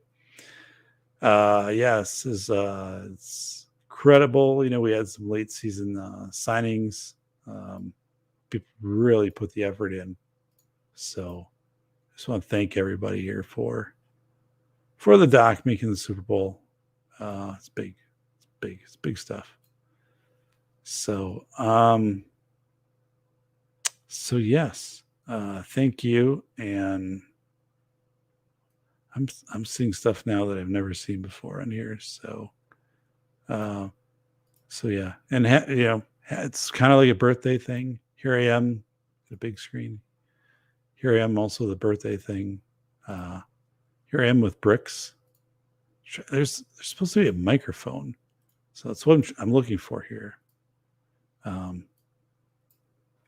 It's pretty piss poorly organized. So all right, well, goodbye with that. Okay, all right. So anyway, that's cool. Congrats. Thanks. Like the fireworks. Yeah, it's big. Alex, thank you, buddy. Alex Patino. So I got the fireworks going. I don't know. Man, I can't get over. It's fun. It's fun because I know these guys I'm razzing. So, so as we talked about, we talked about this concept, Loki, Loki, the Loki. Watch for it, right? Watch for the Loki. And start to acknowledge this with people when they start to just blame things on, oh, it's the pandemic, oh, it's inflation, oh, it's whatever, oh, it's my student loan thing, oh, it's whatever. It's a low key, and we're getting to do this as a society, right? Governments do this; they just blame things off, and it's horrible. There's no accountability. Or we talked about that homelessness before. This is where I talked with Kevin Dalton, who's running for mayor of Los Angeles, who wrote an endorsement for my book. And, it's like saying homelessness can be cured by giving someone a home. So it's a straw man argument. It's kind of like a Loki. Oh, homelessness, it's caused by bad government policy or whatever it is or whatever. And then they give somebody an 8x10 home in this field where they put these things, and there's a community bathroom, and it doesn't have any impact on drug use and other things. It's not addressing the issue. So it's a straw man that they create. Ignore the real argument, say it's that they need a home, but homelessness doesn't address these other issues. And then you say, oh, we've solved homelessness because we've just bought, $1,000 8x10 trailer that now somebody's living in, these micro homes. So yeah. So I think the Loki thing is coming out there. Like a rhino, I stamp out the fire. You got it, Bolo. So yeah, no, it's really good. It's really good. So yeah, so a few things again, like I'm really thrilled that I was able to submit my first proof. School of Airs had 3 proofs. This book will only have 2, but I'll talk about what the proof process was like, and I'll give some screenshots and things like that. But it is where things get laid out, right? And at that point, I mean, there's this financial commitment from the publisher because I'm working through a publishing house, at a publishing contract for this book. So the timelines start to shrink, because April 11th, I'm like, that's not far away, pretty soon January 11th, 3 months, and so what that is all kind of like, what that entails. And I'll tell you, like, I went back on Google Scholar, and I think I have, like, I don't know, 15 articles maybe, like, which sounds like a lot, but it's not. You have someone like a real academic on Google Scholar, they have like 200 works, but it's fun on Google Scholar to start to see other people cite my work. And like, I never thought I would have, that. So Google Scholar is coming up, and like I said, the book is starting to be advertised in different places. So it's been kind of fun. And it's a terrific read. One of the things doing a proof and reading word for word and checking graphics lineups and everything like that, it's like, it's a really good book, and it really sinks in. And now the next part of the book is we're about 2 months away from the narration of the book. So I can't wait to hear the entire book narrated.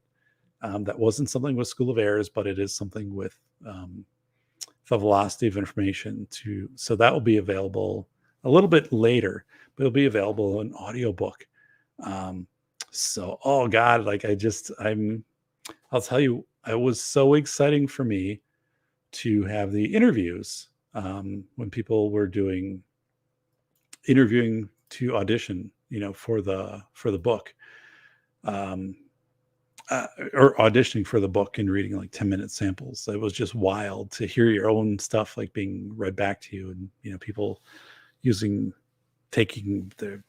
customizing it to their own voices and characters, stuff like that.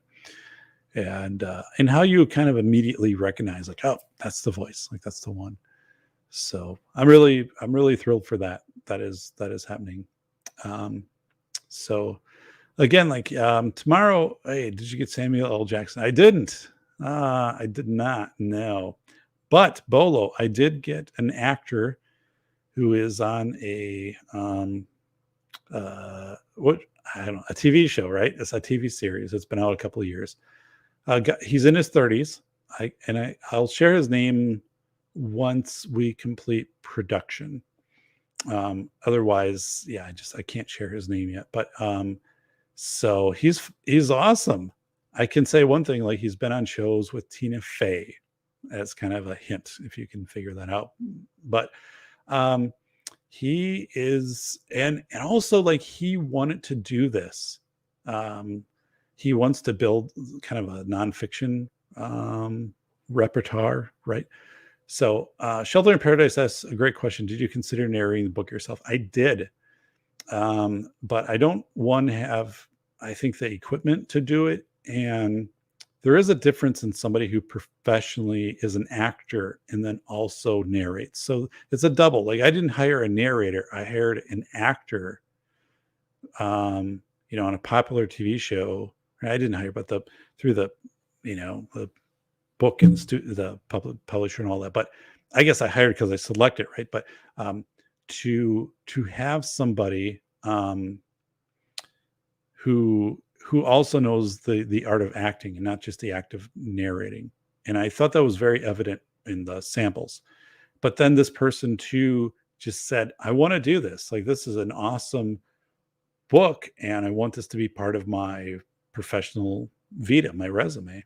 So both ways, like, it worked out. We immediately had that connection of saying, he's like, this is going to benefit me, it's benefit you, and of course, costs and all of that. But Gilbert Gottfried, oh God, wouldn't that be something? I don't think I could listen to a book by Gilbert Gottfried, but I'll buy the audiobook to find out. So yeah, I mean, it'll be public. Like, there'll actually be a press release when the audiobook comes out. There'll be an AP press release, just as there will be with the book. There'll be an Associated Press release on April 11th that will come out for the book. And then,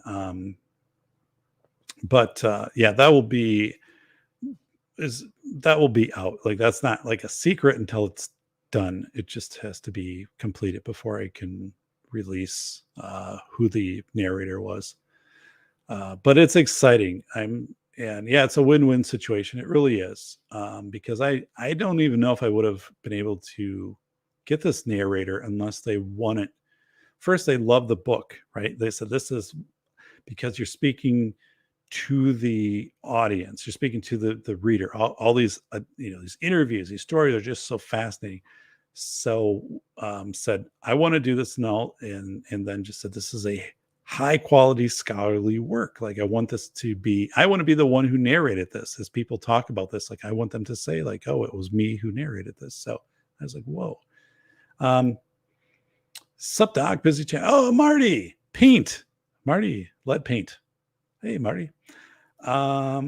So yeah, Christopher Walken would be, if Christopher Walken would have jumped in, I would have taken him right away. So I'm really thrilled, though. I'm really thrilled that I have my narrator, that this book will be an audio. I did try actually to get School of Errors. I tried with my publisher to have them revert rights to me for audio, and they did not do that, even though the book has been out 3 years.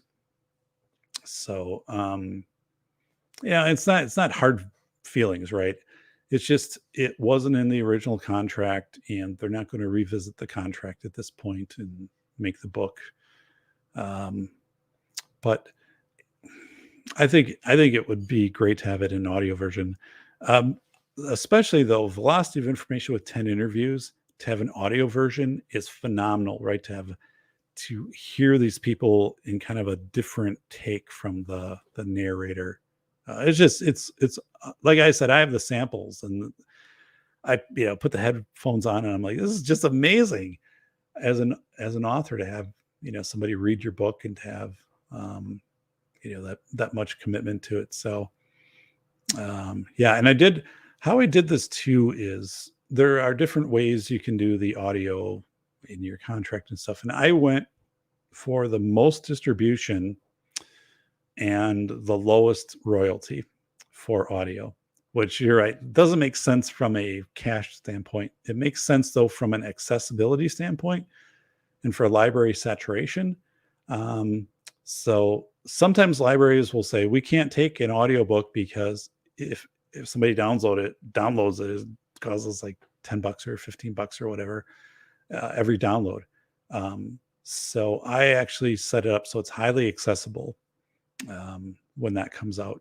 So the book is in hardback, paperback, and then ebook.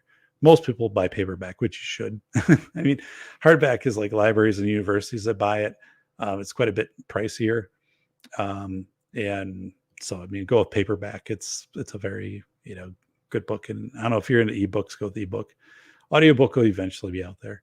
So how about having George Lopez Bacon as a narrator? So yeah. And, people tell me, like Ryan Katsu Rivera told me I should narrate, like I have a really good voice. And I'm like, I could, but also I want it to be somebody else. And also, like, the narrator is in his like mid 30s, and that's kind of the voice and that I want with the Velocity of Information. Like, I kind of have, I don't want it to be like my 50-year-old voice.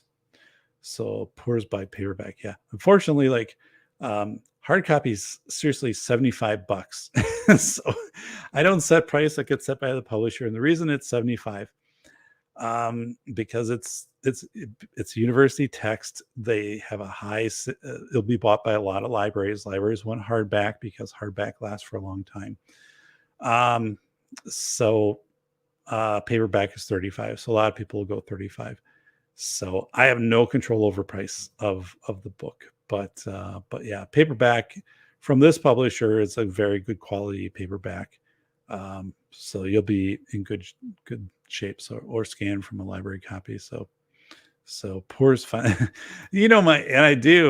Somebody put my book out there, PDF online now, because it's through a publishing house, right? Like they're pretty quick to go and find that stuff and do the cease and desist, or to take people, School of Errors at this point has been out a couple of years. So, but yeah, they're pretty aggressive on that. My publisher.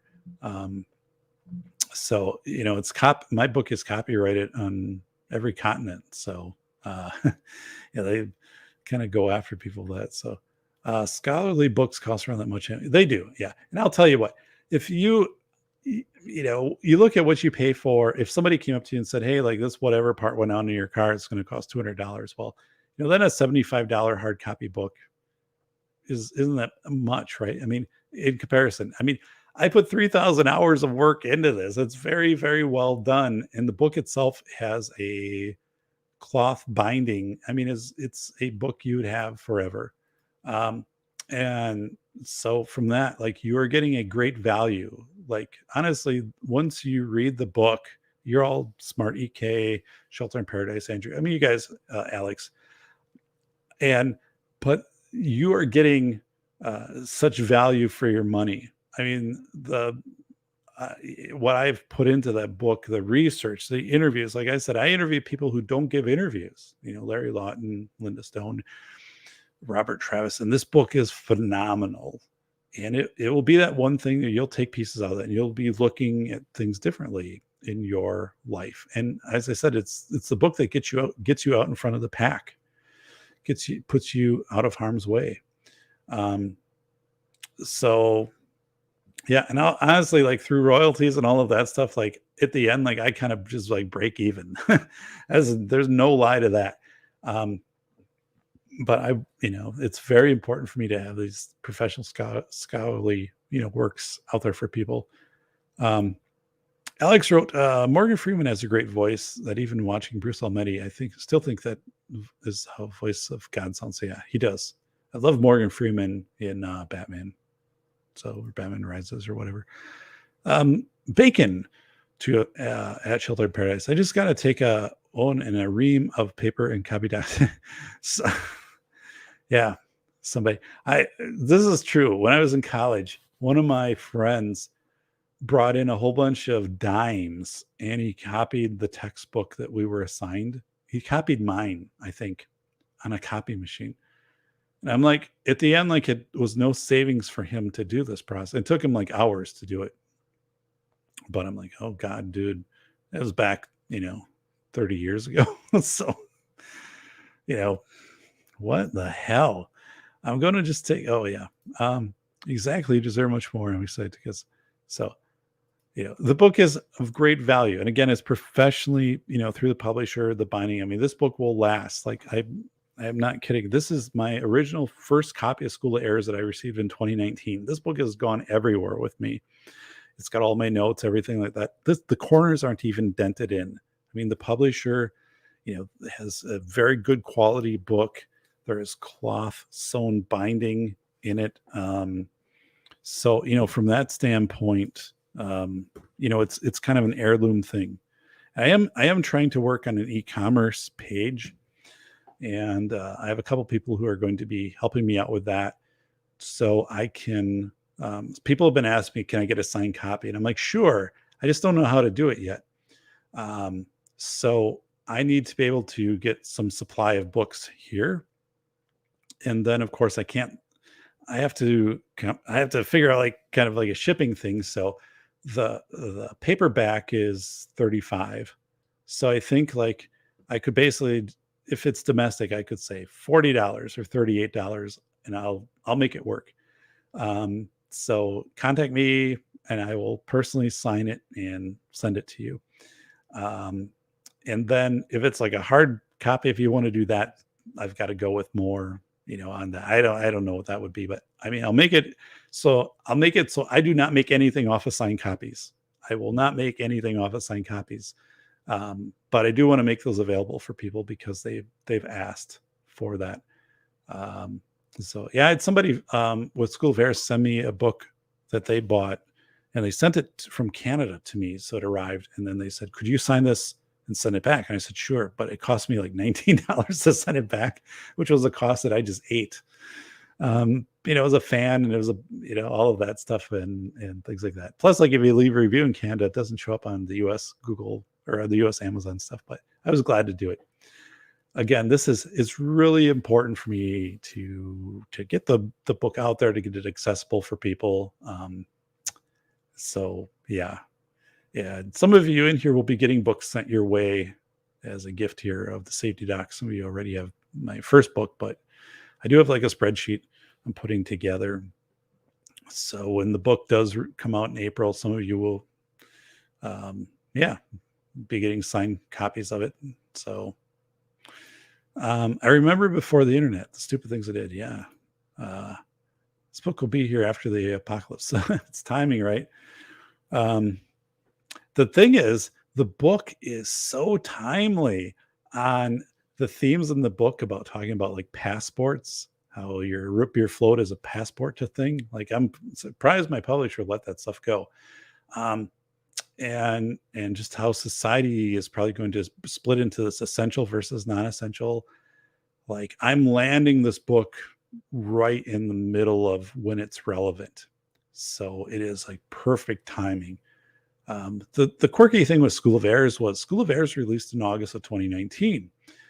And then it robustly sold for 5 months. And of course, then schools shut down after that because of the virus. So then when schools weren't in session, you didn't have school shootings, didn't have stuff like this. So the book kind of like idled, and then when schools went back in session, the sales kicked up again and stuff like that. But this book is I mean, personally, I think it's the best book that's been written. It rips the Band-Aid off of 2020. Again, 471 citations and notes within the book. It's very professionally done, professional graphics. Several people gone through it, peer reviewers. Plus, it's me. Like, right? I'm well researched. It's very much I'm talking to you. You're going to enjoy this. You're going to the people I introduce you to. Larry Lawton, Robert Travis, Linda Stone, Morgan Rogue. So much in this. And like I said, I'm thrilled. I don't think I could ever do this again. I don't know. I might write another book at some point, but I could never do the velocity of information again. It was just kind of a magical experience I realized right at the onset of the pandemic in March, I'm like, if I do this right, if I interview people right now as they're going through this, if I do things myself, if I go out and build my member check, if I take my daughter out and we're trying to figure out what's happening in the community because she's convinced the playgrounds are going to be torn up. If I do this right, I will have such a vibrant book. I won't be writing about it from the sidelines looking in. I'll be writing about it as it's happening. And I was able to do that. Like I realized it in the moment. So I wrote about it as it was happening. And oh my God, did it come in? It dialed in. So, yeah. So it's exciting. Like it's just this big, and maybe too, I'll talk about professionally what it means to write, because it's nothing that makes, at least the way that I do it, doesn't make me rich. Helps me out with my university stuff, stuff like that. But just to do this, and then also to, as my family, relatives, my daughters, to have them, that you've written a book. There's a big thing. So is this like spam? Because if it is, and somebody go in there and like do the spam swatter. So Bolo, you'll get a beer if you sign mine. So Bolo, where do you live? Like, can you give a state or region? So, and I will gladly sign with my Mont Blanc pen. And I'm doing a stamp also that is hopefully going to be blue so it matches the cover. But yeah, it's an honor for me. And when people leave you reviews, Bolo, my contact information is in the about section in YouTube. here. So if you contact me, I can get you a reviewer PDF of my first book, School of Errors 2019. I'm still hoping I can get more people to review that book. There are 45 5-star reviews on Amazon. I'd love it to be over 50 by the time that Velocity of Information is released in April. I would love for School of Errors to be over 50. So please, if you're interested at all, find that email, send it to me, and I'd be glad to send you the review copy of School of Errors as a PDF. So yeah, you can't be getting charged for signing books. Yeah. Yeah. Well, no, I would never. Right. I would never. I'm not charging. If so, people have contacted me and said, "Can I get a signed copy of whatever?" I said, "I'm working on it. I don't know exactly how to do this yet. So I can get books right from the publisher, but then I can't sell them for under what the publisher is selling them. So I have to make some kind of adjustment on that. So, but I'm not making money on any books I sign for anybody. But I'm very thrilled and very honored to sign a book for anybody, or if you want me to put a certain inscription on it, to sign it and get it out to you. Like, I am thrilled to do that. I will completely do that. I'm going to send him a gift card for Popeyes with my copy as compensation for. I don't have a Popeyes here. Bacon. I have a Culver's. I have a Burger King. I have a Taco Bell. And Taco Bell's kind of like slimmed down the menu. So, but Taco Bell might be the safest bet. So I don't know what this is. So it's a bot. So you guys go in and extinguish the bots. Mount Blanc. Oh, schmancy. Yeah. I didn't even know that there were different pen things. And then one of my publisher friends said, well, the thing was, it's more respect for the people you're signing the book for, because the ink doesn't fade. And they're like, somebody buys your book, right? And you have a 99-cent pen and you sign it, and then the ink fades or whatever. It's a respect to the person you're signing the book that you have a bold ink that doesn't fade.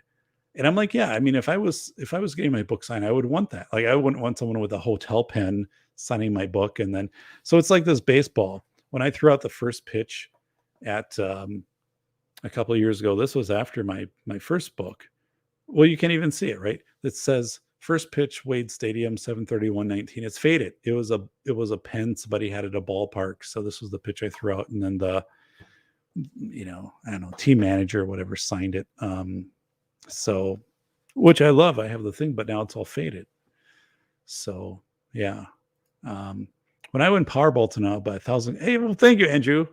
That will shoot me up to number one, and then save some of that money, and then like buy 1,000 of the new one too. So the existing one and the new one. So that's kind of how insider, how that's manipulated, right? Or you see these people like, oh, President Obama wrote a book or stuff like this, and it's a bestseller. It's like, he didn't write it, for one. Like, someone else wrote it for him, and then it's all predetermined. Like, they have different people buy stuff. Like, it's not how it works here at the Safety Doc. So I can see, though, when university semesters start, because there's always a big uptick, because my book is textbook in some courses and things like that. So no Safety Doc. I'm saying you shouldn't be out of pocket to send. Oh, okay. Yeah. Yeah. Actually, yeah. Like, I paid like $19 to send someone my book, which was signed. But to me, that was an honor. I mean, if I had to do that every day, it would be unsustainable. So I couldn't do that. But to me, it really was an honor, this person to do that. And that's what it is. Like, I will get in a box of hard copies that I will stamp and sign, and I will donate them in person to my local libraries. And I will donate them to my hometown library, where my hometown is 1,500 people. A very nice library is built a couple of years ago. And I donated my first book, and I will donate a copy to them, and then donate one to the neighboring community, which is like 30,000, where I went to school, and donate in-person signed copies to them. And, and they're appreciative for it, like, right. But yeah, I will do that. I do have a certain number of libraries in my area that I just, will go around to. Well, first of all, I kind of like, hey, like, I wrote this book, like, hey, double check it, because people sometimes try to, donate their own autobiography or something they wrote that really hasn't been spell checked or anything. And but it's cool. Like I really enjoy doing that and saying, no, I'm glad to do this for you. Well, damn, I feel kind of sad now. Taco Bell it is. So, or Arby's, bacon, I have an Arby's. That would be better than Taco Bell. No Chili's, no Blue. No, well, I'm 40 miles away from here, but we have an Arby's. I held my professor's first edition autographed copy of Propaganda. Oh my God, Edward Bernays. I have that book. I have it. I don't have it at. I thought I had my left-hand side here. I must have put it back in my stack. Very cool at your signed books. Oh God, Edward Bernays. And I talk about Edward Bernays in my book. So yeah, he is Propaganda is mentioned in the Velocity of Information. And Nikolai Razavayu, the Soviet cyclist I interviewed, that's one of his favorite books. So he talked extensively about Propaganda by Edward Bernays. So yeah, it's cool. So when I sign books, I have kind of like, I had a stamp made for School of Airs, which was really cool. And what the stamp looked like, I'll show you exactly. Right here's what the stamp looked like. So that was the stamp, and it turned out really well. But it was big. So when I stamped books, it took a long time, and you had to be so like if you're signing books at an author event, it was just ridiculous. It didn't work. But some of you have that, like you have, so those are rare copies, right? And then I would sign everything, and then I would date it. And now I have a new stamp, a circular stamp that's being made that will look pretty cool. It's in blue, and then it's smaller, so it'd be easier. And then I will sign. And then if everybody, people want things, I usually give like, I say here are like 4 phrases I could sign it with, or I could just sign it in, just date it. It's up to you. So it's funny because in my hometown, it was a big deal when School of Airs was published because people just didn't publish, books in the hometown. So the library made a big deal of it, and the paper and stuff like that. And people would buy books off of Amazon, Barnes and Nobles, whatever, and they would drop them off at my parents' house. And then they'd say, could you take this to your son, or if your son stops up, could you have him sign the book? Because it's a big thing, in a small town, which I didn't expect that. It's kind of neat.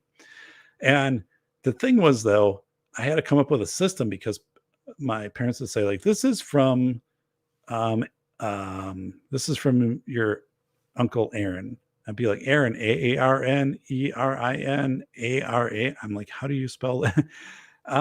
I didn't know these people because they also assume like I know all these people. Like I don't know them. And then I started to reuse some of the little quotes that I had because I had I took some quotes out of the book, and then they were surprised. They're like, well, I thought you put a unique quote in every book. I'm like, well, no, I don't do that.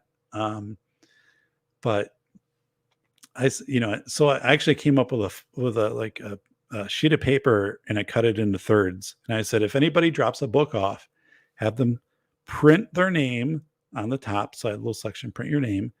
Do you want a quote? And then I think I had like 3 quotes on there. Check one that you want, or if you want something different written on it.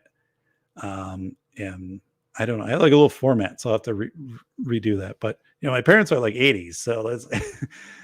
So I'm like, who is this book? Like, who am I writing this, sign this book to? And then people would stop over by the house and or they would call them. And I think the other part was, put your phone number so my parents could call you and say your book was signed. But it was a quirky, fun thing. And I'm not even on the Wikipedia page in my hometown, for God's sakes. But that was funny to come home and to have the kitchen table with a stack of books. This is for Kathy, and this is for whatever, and this is for this person, and this is for this person. And I was, it was fun. And again, for people to know somebody who wrote a book that is in hundreds of libraries or had been on PBS was kind of fun, for them. So I don't know. It was, I will always do that, right? Like I will always be that type of person. Red Lobster, holy smokes, I don't have one near me.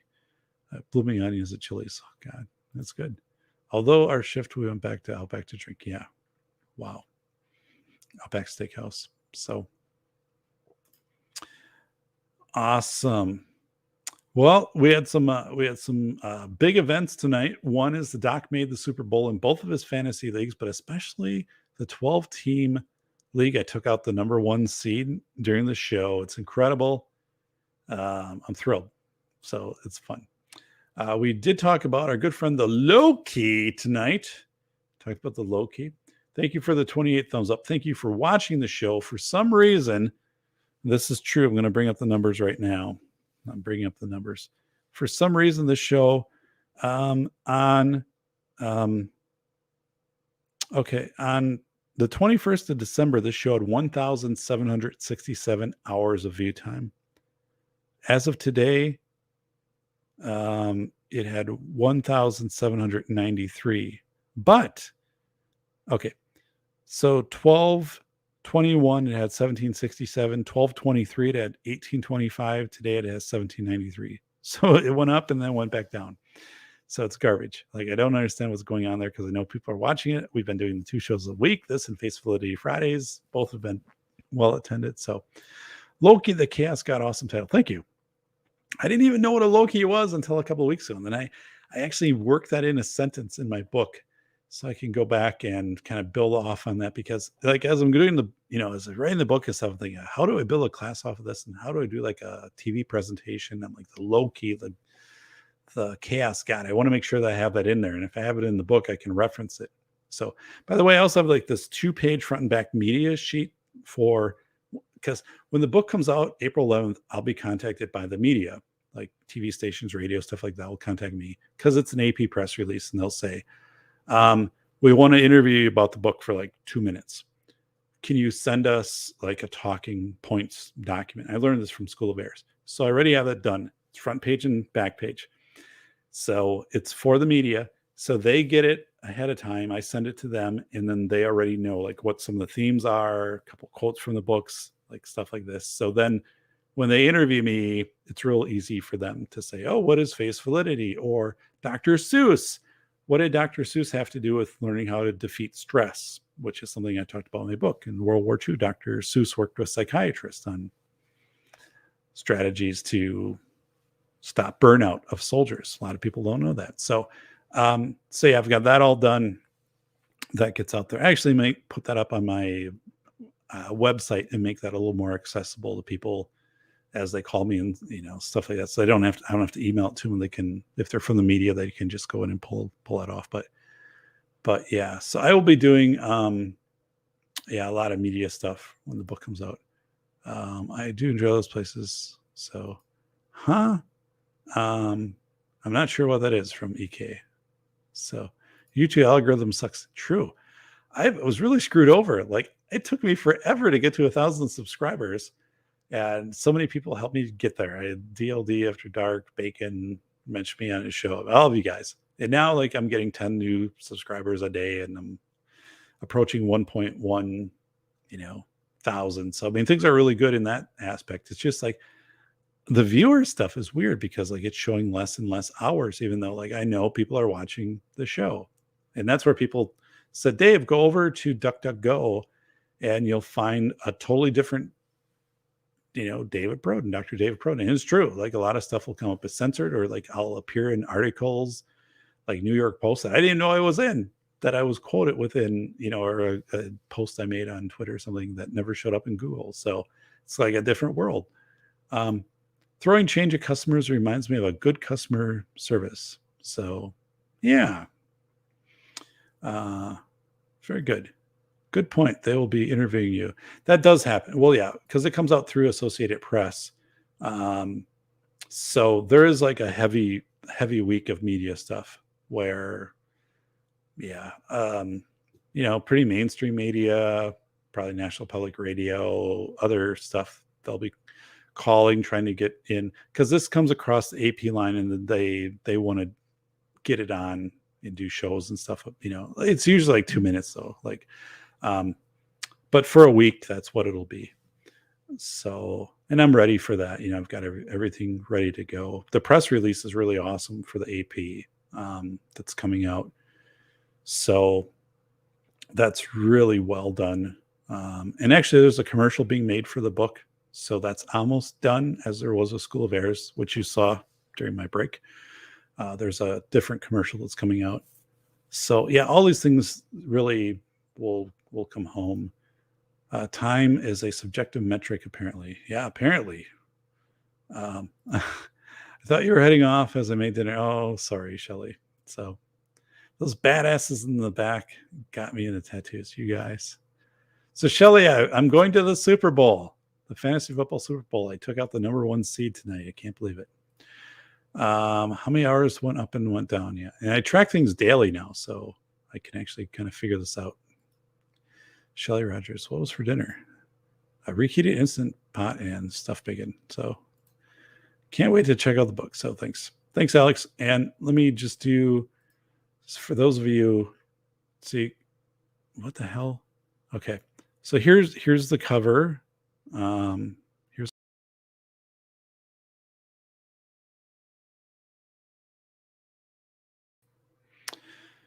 all right. So that looks pretty cool, right? The velocity of information. So yeah, I'm excited. Everything's all in the, yeah, I'm glad. I'm thrilled about that. I don't go home for Christmas. Now I'm roasting a personal prime rib. Comes up 15 minutes. Nice. Shelter in paradise. So it's one of those nights where I feel like I could eat an entire bag of Doritos and I wouldn't feel bad about it. So not at all. No. I'm going to go for it. Damn it. It's a champion. Just making the Super Bowl is a big thing. It's a big thing. Keeping it simple, nothing wrong with that. I'm still writing a book on 21st century learner safety online. Shelly, awesome. Good for you. Yeah. I would read that. I would definitely get that. Oh, yum, Sheller. Yeah. So, all right. Good. Well, everybody, Phase Validity Fridays is my show that airs at 9 a.m. Central Time on Fridays. I've done it for 2 months, and I love that show. And more of you now have been contacting me, and you have been suggesting things, right? Andrew sent me some screenshots of, like, where the boats were in Los Angeles, and we're talking about the backlog of boats and what the media is trying to say, what's actually happening. So please, contact me, post. We will continue to do that on Fridays. I look forward. It's fun. We take 4 or 5 headlines or what's happening in news or policy or whatever, and we do face validity. Does this make sense from a face validity standpoint? If someone is telling you this, like inflation is 1%, and you go and you fill up your car with gas and it's $5.83 a gallon, it's like, that doesn't match face validity. Like, what I'm observing isn't matching what I'm being told. So the more you know about face validity, the more we can practice it together. And I learn from it too. You just get really good at it. And then other people start to see this in you. They'll start to see this and be like, Shelly, she's really good at face validity. Or what is this term face validity? I never knew it. And it's funny because, like, I didn't know this stuff until I did my PhD, really. Like, I didn't know what face validity was, what quantitative was. But this face validity, which I write about extensively in the velocity of information, once you get really good at face validity, we all have this ability, right? It just kind of gets like worked out of us. Like, it's a sandpaper. People kind of just like sand it down after a while. It's no longer there. Once you get really good at face validity, you're instantly better than 90% of the people out there. You're ahead of the pack. If you're in that position, you're making so much better decisions, right? Life is, I don't know if it's easier necessarily, but you're seeing things come at you before other people see them. Things develop, and you're able to maneuver and move yourself out of harm's way. It's phenomenal. But nobody teaches this thing. So when we talk about it and we practice it, it's a good thing. It's a calibration tool every Friday, and I love it. So Shelley wrote, maybe you can kick my butt on authoring. So yeah. Oh man, School of Airs was about a 3-year project. Velocity of Information was 18 months, and I was working pretty nonstop, start to finish, and so many interviews with that. We'll kind of see where things go from there. And then also having landing the publishing contracts, writing proposals and going through all of that was really tedious. Well worth it. And then at the end, marketing and how to put together indexes with publishers and stuff like that. I mean, it's people and what proofing is like. People have no idea until you kind of get into this. Just the whole process stuff. The ADD is fierce. Shelter in Paradise is from Bacon. We had a prime rib Christmas Eve. The correct Christmas Eve entree. Yeah, you bet. I shake my head at the grocery cost. It's crazy. Face validity is BLOO. Yeah.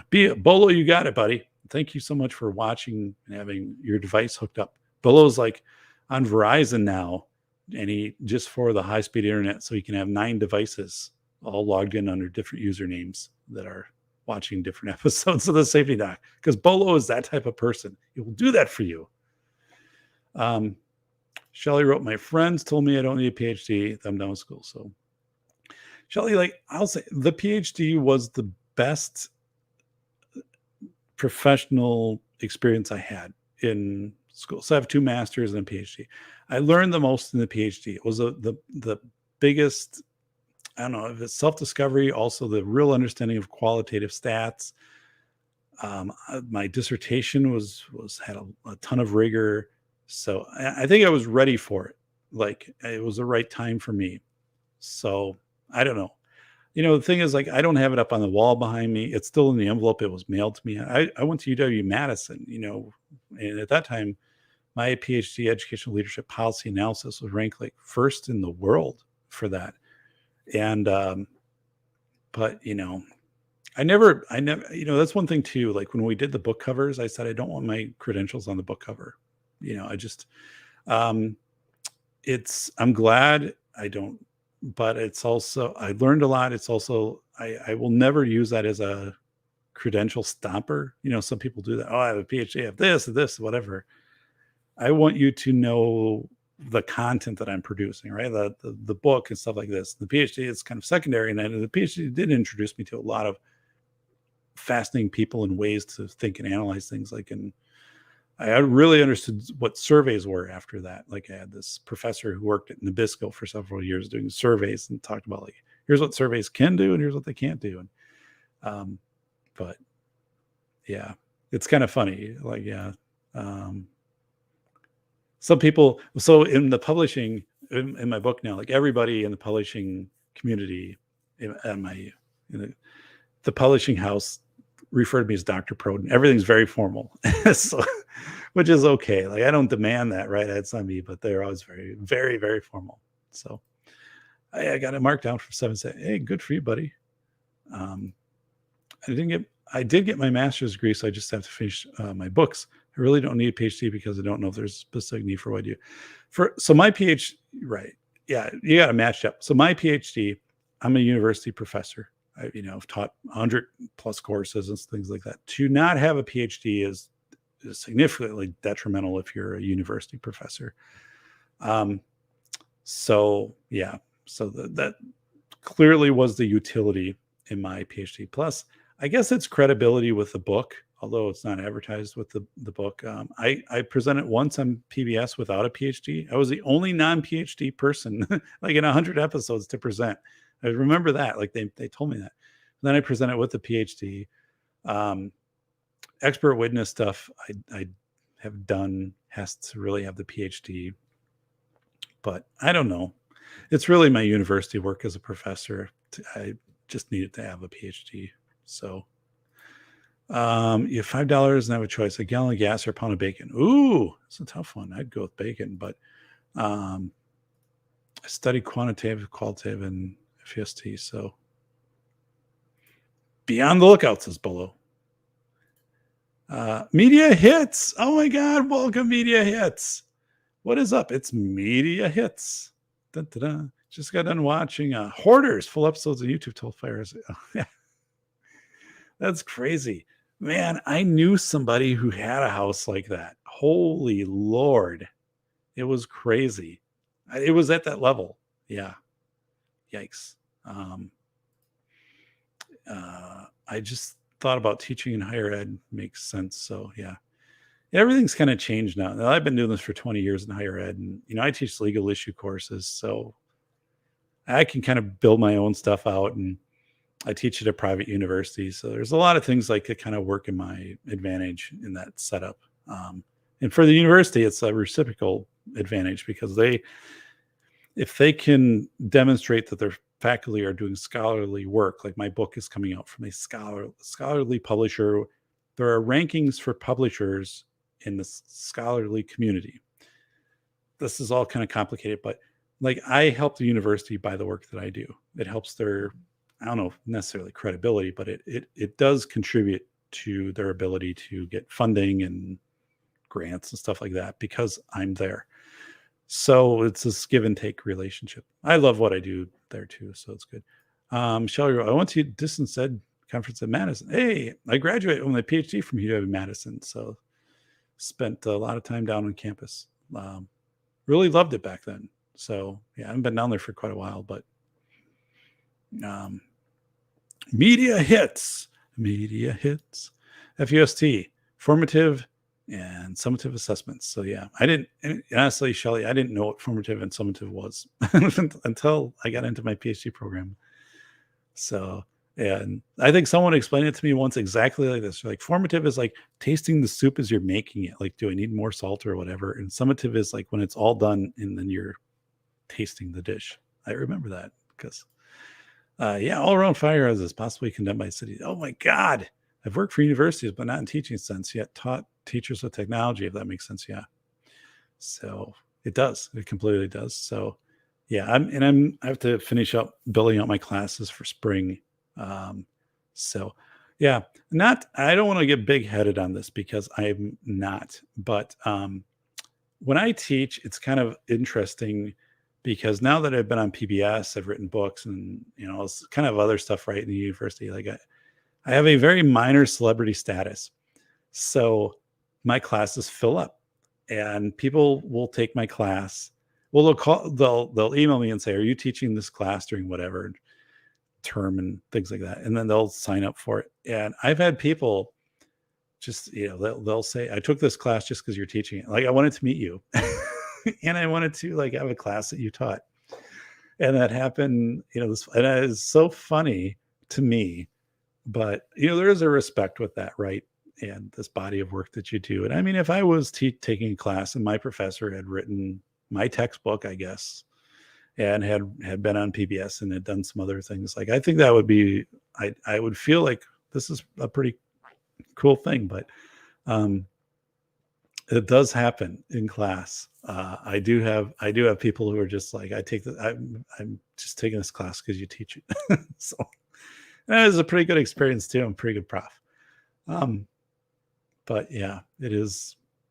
Media hits. Got to get rural Wisconsin kids to go to college in Madison instead of U Minneapolis. So yeah, don't go to Minneapolis. Go down to UW Madison. So I had a good time there. This is a good instruction. So I also went to UW Superior, right across from Duluth, for my master's in education. And went to Stevens Point for my master's in speech language pathology. So had a lot of flavors, plus 2-year college, UW Marathon Center, UW Wood County. Best in Show, look it up at Madison, Wisconsin. So they did case studies with the teachers at UW Madison with online learning. So, wow. Some of the like early Minecraft stuff kind of got developed out of UW Madison too. I get to advise advisors. Cracker Jack box, anybody? Yeah. So UW Madison is pretty cool because they'll make a big deal about my book. They made a big deal out of School of Eris. I think they put it as like a post on their Facebook page. University like 50,000 people and students or whatever, and in their Twitter and their social media. Like back, they made a big deal out of that. And when I was on PBS, well, of course, like it's twofold, right? Like that makes it look good for them. Like, hey, here's one of our graduates who now is, doing this. So it's both ways. And then I will go down there after my book releases in April and do some, I don't know, talk about it and answer questions or whatever. And then I'll donate a signed copy down to the library, at UW. But so yeah, it's cool. UW Madison. Yeah, UW Madison was the best campus that I attended. So in Spanish. So Albino. Grandparents met at UW. Oh my goodness, Shelley. That's quite a story. Yeah. Good. I'm glad I pushed myself to the PhD. When you start the PhD program, one of the things they said, and I'll talk to my dissertation defense was a disaster, but they tell you, first of all, they're like, half of you will drop out of this. And of the half that remain, 25% will do everything except defend the dissertation, the paper. So you'll be ABD, all but dissertation. And then there's also like these other things. They're like, there's a 20% increased divorce rate if you go into a PhD program because the time you spend away from family and mental health. They have all these stats. I mean, it was pretty daunting. They're like, you take this on. And it was at that time, like, but now I'll tell you, like writing School of Errors and writing the velocity of information of 471 endnotes, much more involved than a dissertation. Like those are the most challenging things I've ever done in my life. And because like you're not paying for that, it's not paying tuition, you're doing this, like you're working under a publishing house. So it's private sector stuff. Like, so, but yeah. I don't know, Shelley, it's not dissertation though. It's a really great experience. You do learn a ton, and I'm glad I did it. I would tell anybody if you're thinking in the fence or in the program to do it, but do it when you're going to come out with a PhD and not an ed doctorate. PhD is much more valuable, and go to a reputable university. I guess those would be my things. I know too many people who have like some ed doctorate and they studied the importance of school mascots or the effect of Halloween on kids in schools. I mean, really, these are studies that people did. Like I did high stakes decision making in the military, healthcare, and education, which was a beast of a research project. And I'm glad I did it. Like I wanted to do that because I said coming into it, I want this to be very difficult because I want to learn from it. I want it to challenge me.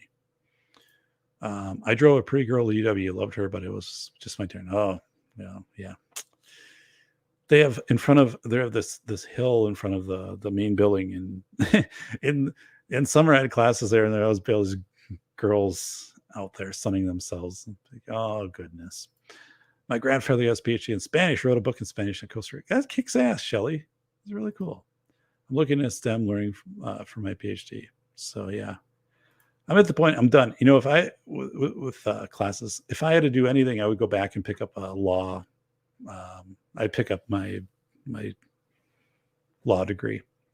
That's the only thing I kind of. I don't know if I regret it because I spent so much time in school and stuff. But I think I would learn a lot and be able to apply a lot from law stuff.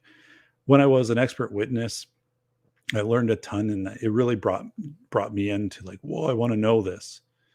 And now that I teach like legal courses, I'm kind of like on that fringe of like, I'm not a lawyer, but I know a lot about legal stuff, and I would love to learn a little bit more. But JD as well. But I'm not going back to school, so it's not in the works here for the doc. But like I said, I've completed my updated resume last night for a position with Health and Human Services, which was an appointed position. I don't know if I'll get it or not. It's in disaster management, but I don't have to move. It's nothing like that. It's basically kind of being appointed to a council on some stuff. But when I was going through my professional vita, I'm like, whoa, like, this is a lot of stuff over my career that I've done and updating and stuff like that too. And, it's really something. So, I also work for lawyers, so I don't know. So yeah, I've done a lot of stuff with lawyers over my career. So and as I said in School of Errors, like lawyers give horrible advice to schools, horrible advice.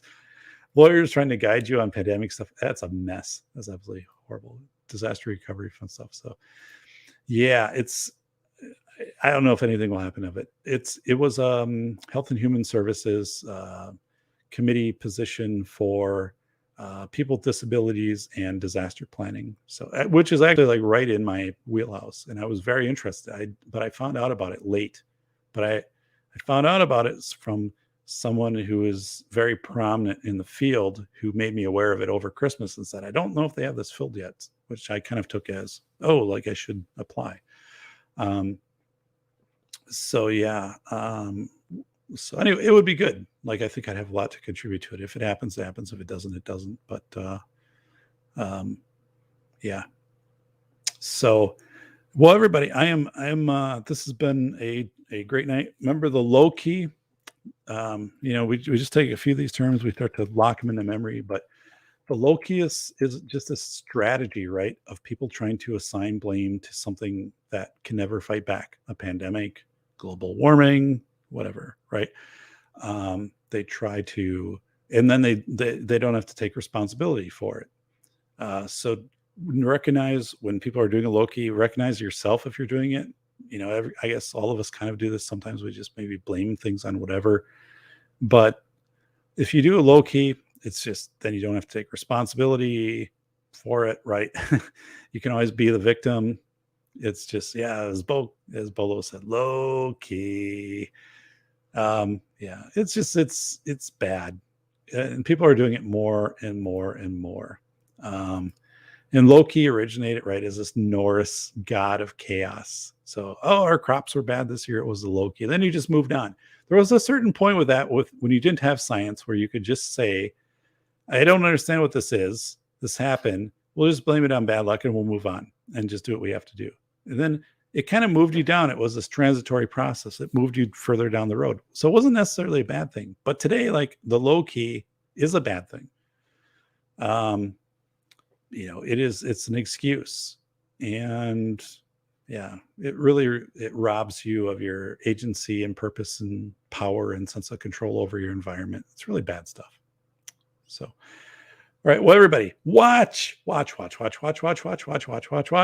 Safety Doc podcast. It helps tons. Well, I don't know if it helps tons. I mean, I know you're helping and I appreciate that. Unfortunately, the show is, I think it's going to show up though. I think at some point it's going to appear, and we're all going to be in good shape with that. But yeah, it's crazy right now. So everybody, I am going to put on my reindeer antlers right there. No, let me change it to my cowboy hat. All right, that's not bad. Or hey, I just came out of the shower. I'm doing the podcast. Just came out of the shower. So, and here's a pumpkin. No, that's not a pumpkin. By God, it's a watermelon. I don't even know my own stuff right now. And spooky. Ooh, more of a Halloween thing going on there. So, all right. And good news here. Wow, made it to the playoffs. Yeah, we made it to the playoffs. We are doing great. We have playoff celebration going on here. Thank you to all of you. Appreciate it very much. Just much more than you guys will know. I'm throwing out some filters. Whoa, look at this. Whoa. So, whoa. Now look at this. Whoa. And here's the doc. Here's the doc again. So let's go back and let's get out of that. So, all right. Yeah, having a little bit of fun. Which you have to. So, shy. Yeah. All right, Shelly. So everybody, I'm doing the same exit as the intro until my good friend Swamp Dog sets me up, who's a graphics whiz with some of the stuff. I'm doing the same outro as intro. Thank you so much. I appreciate it. I am just thrilled to have 1,070 subscribers, be over 1,000. It's great. I'll see you guys Friday for Face Flippity Friday. Hoping those views go up. And yeah, I've got a lot of great shows on tap. So I'm doing the same. What in the hell here? I'm doing the same outro as I do for intro here for the Safety Doc. So everybody, take care. It is your good friend, the Safety Doc. Thank you for being here. Thank you for us defeating the Loki, which I'm blaming right now for taking my wash hours from the show. The Loki has done that, but we will defeat the Loki, avoid the Noid, defeat the Loki. Thank you, everybody. Is your good friend, the Safety Doc. Take care.